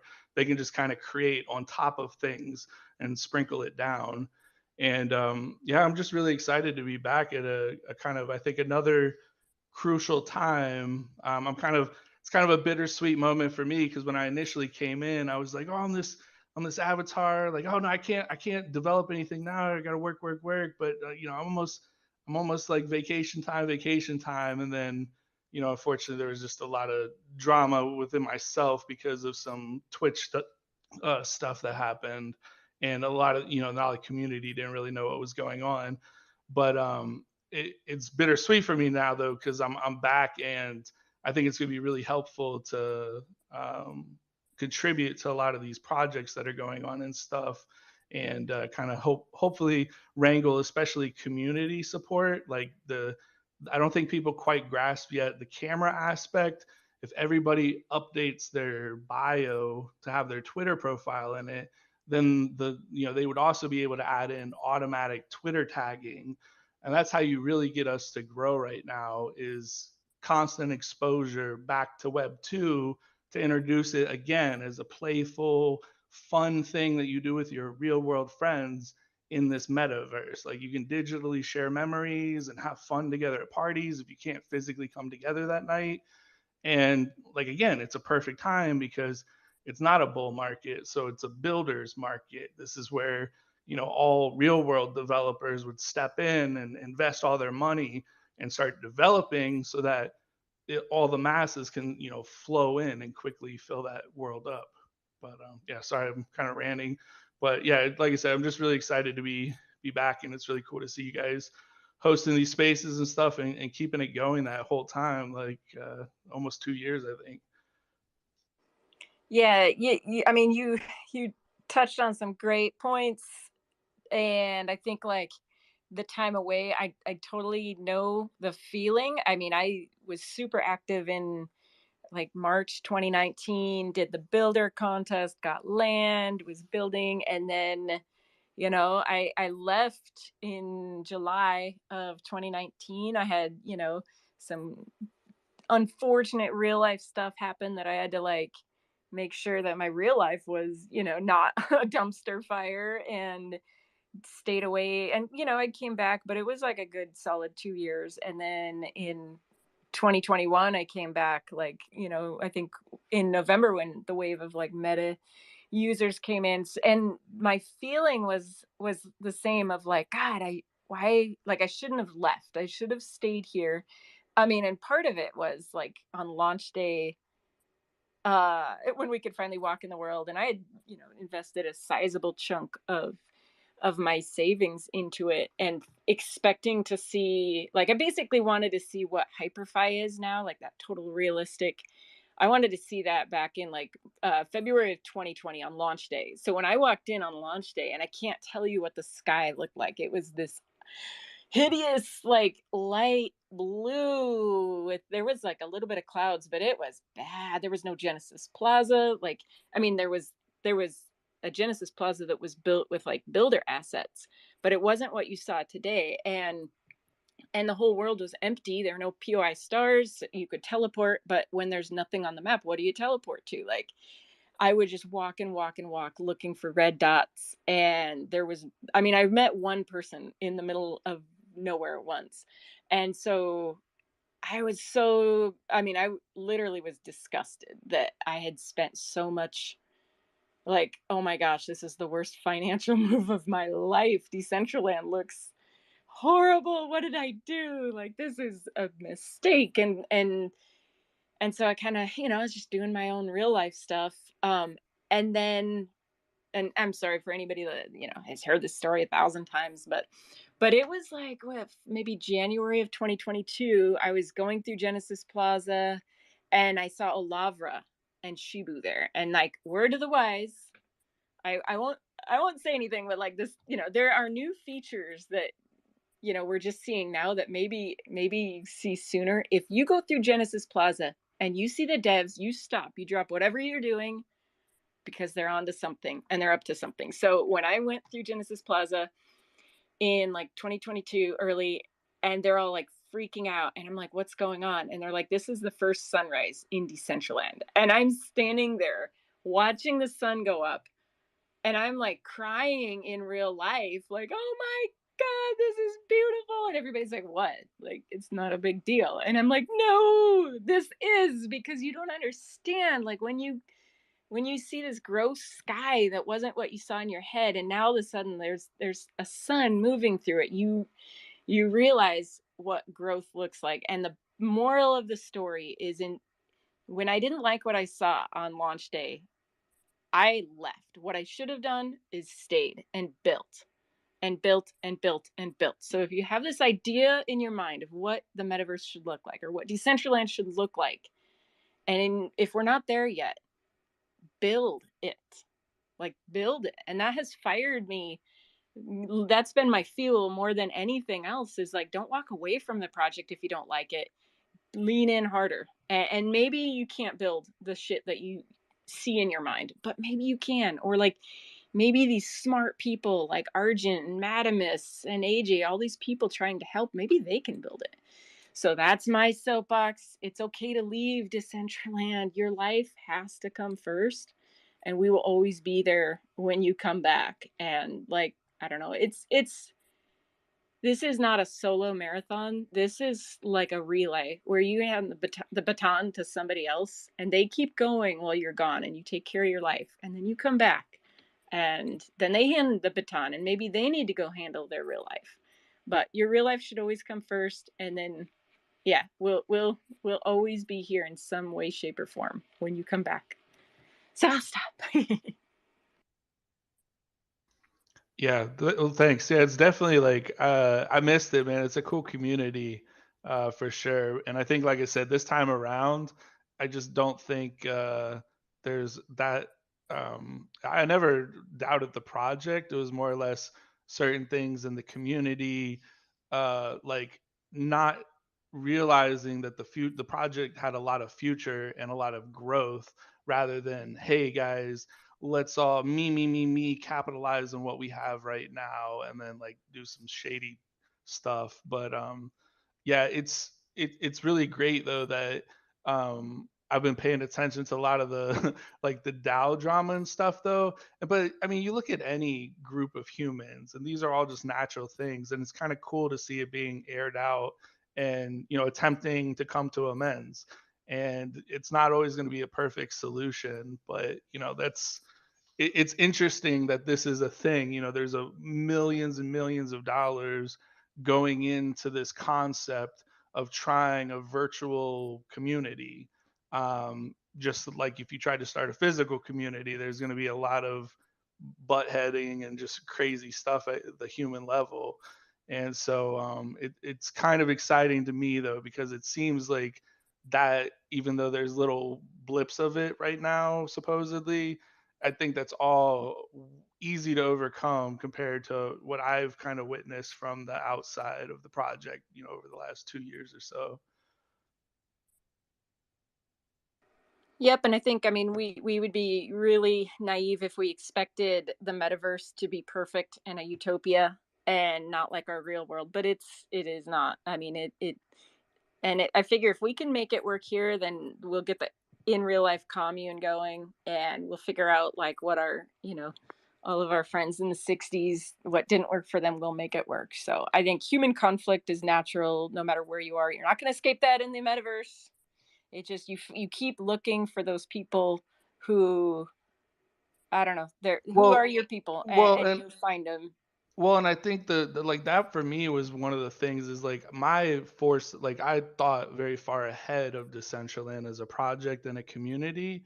And I think it blowing up with Facebook Meta and like putting that monetary thing on it really quickly, it kind of like it's a duality of like decentralized future with like computing and like unlimited power, unlimited resources, yet everything is like super restrictive and limited. Like, you know, you had to have land, which at that time, if you got in when mana was like $4, like that's a big investment for a little, you know, plot of virtual land, like up in the like 20 grand or whatever. But now with the concept that like I think it's clicking that like, oh, metaverse, like we can have our own whole universe and like people can have their own little worlds and realms and everything, and we can link out to stuff and people will link back into us. And like for me, it's like great, like that's web one, like that was the whole intention of the internet back in the 60s was, you know, decentralized internet, so or decentralized control of authority. And then Web 2, we all kind of piled back into, MySpace, Facebook, like individual platforms, and then gave them all of our stuff, all of our data, and all of our content. And then Web3 is a chance to we maintain that private, content ourselves, and then we decide what, decentralized services we want to offer that off to. And like I said, I think this time around, it's just going to be a lot better for development and the whole community and DAO and everything, because it's realer this time, because there's not that huge like metaverse hype. It's like, well, we've been living in a metaverse since like iPhones came out, right? Like we've had this connection to the digital world, and now we're just getting really good at experimenting and having fun at a higher level on it. Yeah, and on that note, I do want to bring it back to what existential brought up earlier, and that is like the foundation's control of public areas. I just because we kind of got away from it, and we kind of started talking about like water features and stuff, and I love that. And as we're talking about the water, I'm like, okay, but we just got away from a hugely important topic, and that is that. I mean, okay, so like I don't know if you guys saw my oh, I was kind of snarky and naughty in the CBD Discord. Okay, there's two plazas in the south of Decentraland on the map. There's, the giant plazas we all know. But if you look at the map, there's these two little cute 4-piece plazas down south. And they're both empty. And like my botany research, like there's default landscaping with trees and rocks. Once you deploy on that, if you ever deploy a scene on it, you can never get that back. And so you can tell those plazas have never had anything deployed on it, not even as a test, like, hey, let's see if this works, and goes back.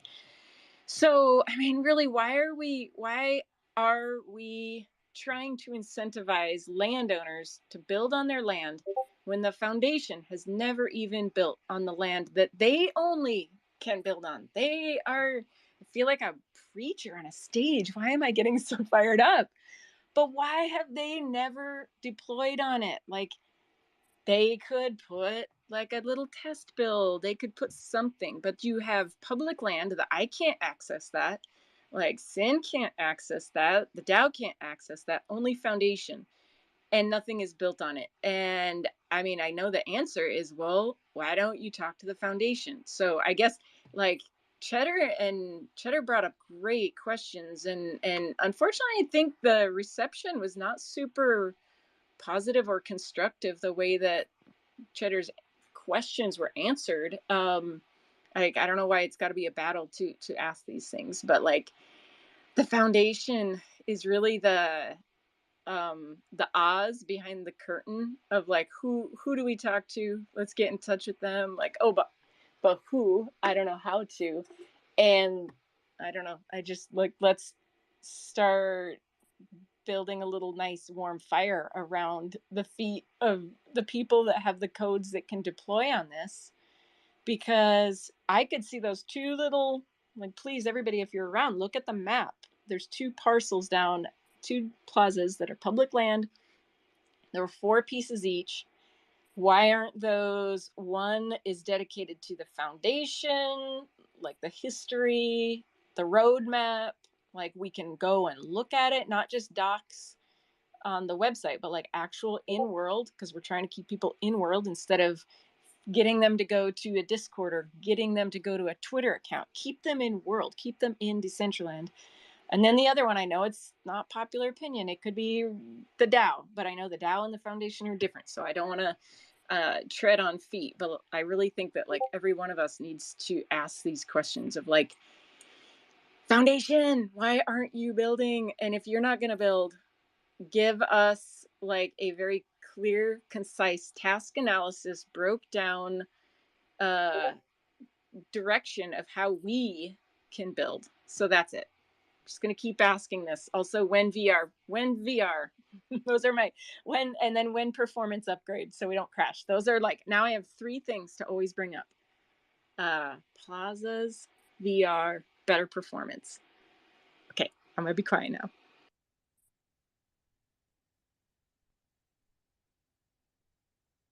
Okay, but that was too quiet. Existential. Thank you for like being the one to bring all of this to the light, and I appreciate it because these are really important questions to ask. Yeah, and it's bugged me. There's this fine line between the DAO and the foundation which I'm kind of used to, because I was actually on a board of a very, very small DAO at one time, and the DAO was for the coin, but then the coin was used in a game, and people wanted to put in these proposals all the time to change the game or make these recommendations. Well, we couldn't do that. We could only do stuff revolving around the coin, and it got convoluted, and it was a major pain in the ass. In our case, it's not quite so constrained, but just like marketing, because I put in a proposal, should Decentraland have a slogan or tagline or something? And it seemed primarily that overall most people thought, yes, we should have something. But it was explained to me by one of the people that voted no because I requested it, instead of just getting a big flat out no, as to the why. And it's basically sounds like we don't have the right to do it. So what rights do we have? And one of the whole reasons I brought it up is because some may know there's a small group of us that want to put together a commercial, and I thought there should be something strong and solid that as a tagline or a slogan that we had in it, which also led me to requesting information for the if people don't know, it's called RFI, request for information. There's a form that can be filled out that we send to the foundation I forget the timeline, but you can request specific information that you're curious about from them, and they're allotted a time frame to respond to those questions. And mine was on marketing, and specifically what marketing is being done, who's doing the marketing, what kind of marketing are they doing, or where are they doing it, and also, shoot, I'll think of it here. There was another important one. Oh, and who specifically are the Decentraland partners? Because I come across, I used a specific website that I came across that at the bottom of the page it says it lists our partners, and Decentraland is listed. And so I specifically asked about that one in particular, but in general I wanted to know, and they really had no idea who it was, this web page. But essentially,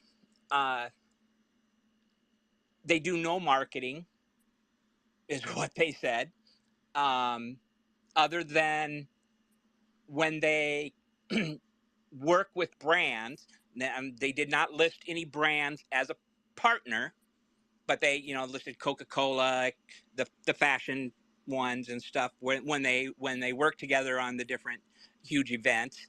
It sounds like they kind of rely on them to just do the advertising, as well as the only, off the top of my head, there was only like two or three that they claimed as actual partners, and one that I remember was MetaMask. Maybe Unity. I'm saying maybe Unity because we're built on it. I'm pretty positive that was one of them. I'd have to look it up again, but overall, if you see somebody claiming they have that we're a partner, it sounds like probably not.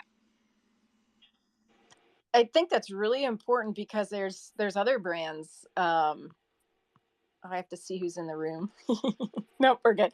I mean, there's other brands like like DG has listed, I believe, as a partner, Digital Currency Group. And if for anybody that knows, like Barry Silbert, Digital Currency Group, they were a huge investor in Decentraland, in the early days. But since, when they start like claiming bankruptcy and they're a underwriting like partner to these different core games, like that's I think there's a lot of moving parts and it's kind of scary. Like I was really worried about that when Digital Currency Group had some problems this winter, but apparently it's okay with DG. But I think we do need to know that, so that if there's some partnership that is really significant with Decentraland and they start facing like financial roadblocks, that has like a domino effect, that it could come back, and really, hurt us if there's exposure, like if Decentraland has exposure in some of those other, projects, just like we saw with like BlockFi and SBF. I mean, anybody that's facing that nightmare, that, I am, I'm like, okay, another bad decision. Don't follow me for financial advice. Like, you don't know how much exposure different projects have. Like, I don't know how much exposure Decentraland has with, with their partners or vice versa. And so I think that is good to know. And those are good questions to be asking Existence. Zesty. Go ahead. Existence, and then real Zesty. quick. Sorry, Zesty. I guess there is also somewhere a form, because there was a proposal made about the using the foundation's land. There is a proposal somewhere, or a form somewhere you can request the use of, but again, it gets, I think it becomes a legal matter if and when you do. I read that. I know I read that somewhere. I'm just trying to find that one too. Go ahead, Zesty.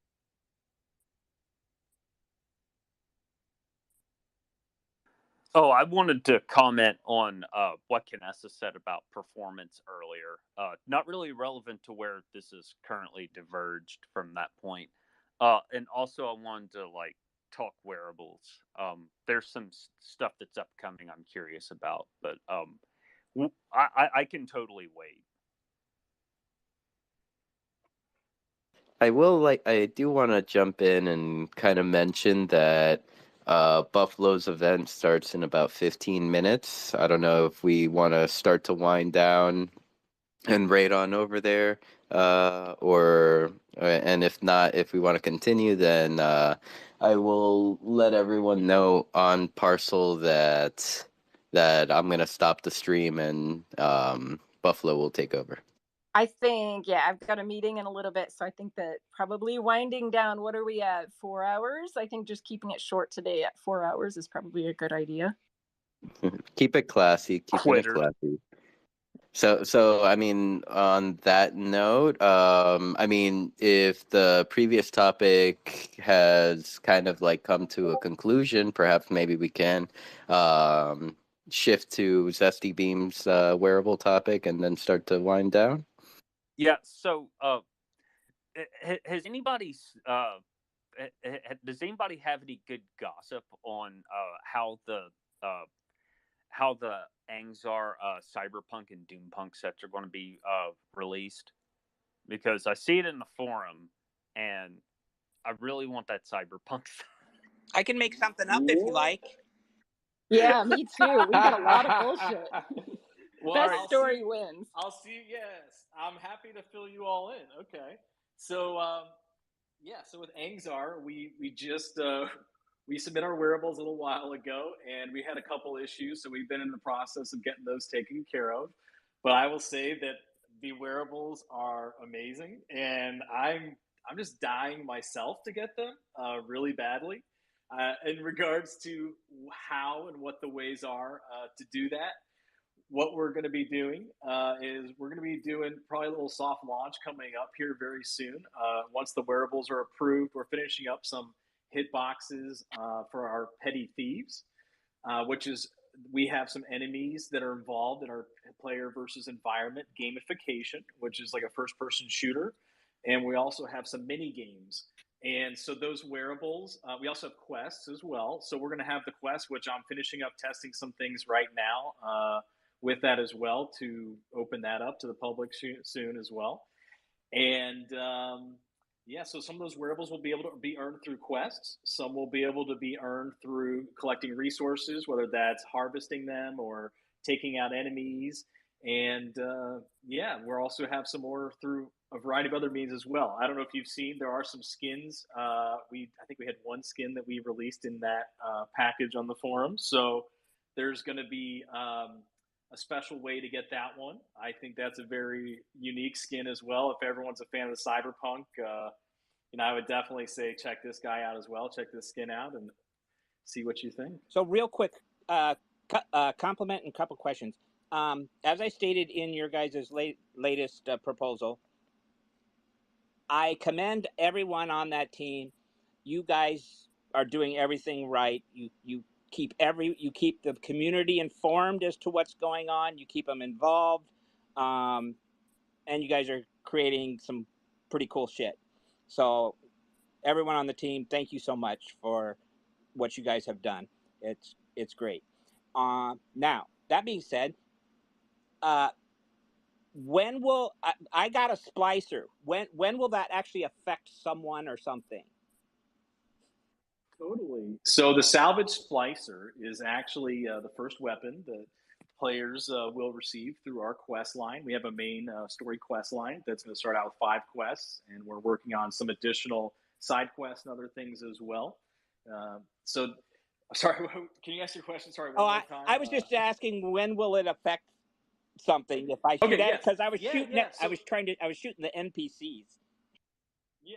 Okay. Yeah. So we have the petty thieves that I mentioned just a minute or two ago, and so those petty thieves, the hitboxes is what we're currently finalizing for those, and so then you will be able to use your salvage splicer to take out these. They're actually android petty thieves, and so they're not human beings, so you don't need to really feel bad about that. And but yeah, they're going to have resources that they drop and other items. And so players will be able to collect those and turn those into a variety of other things. And one more question. So we have the storage units around the place, which for you creators, if you don't know, you find an empty one and you can reserve it, and it becomes your little shop. So make sure you go to Angzar Plaza and snag one. I think I got one right next to one of my favorites, Dr. Drip. But in the center, I think not the center, but it looks like a futuristic skyrise type apartment building. There's a hotel in there and something else. Is that going to open up and become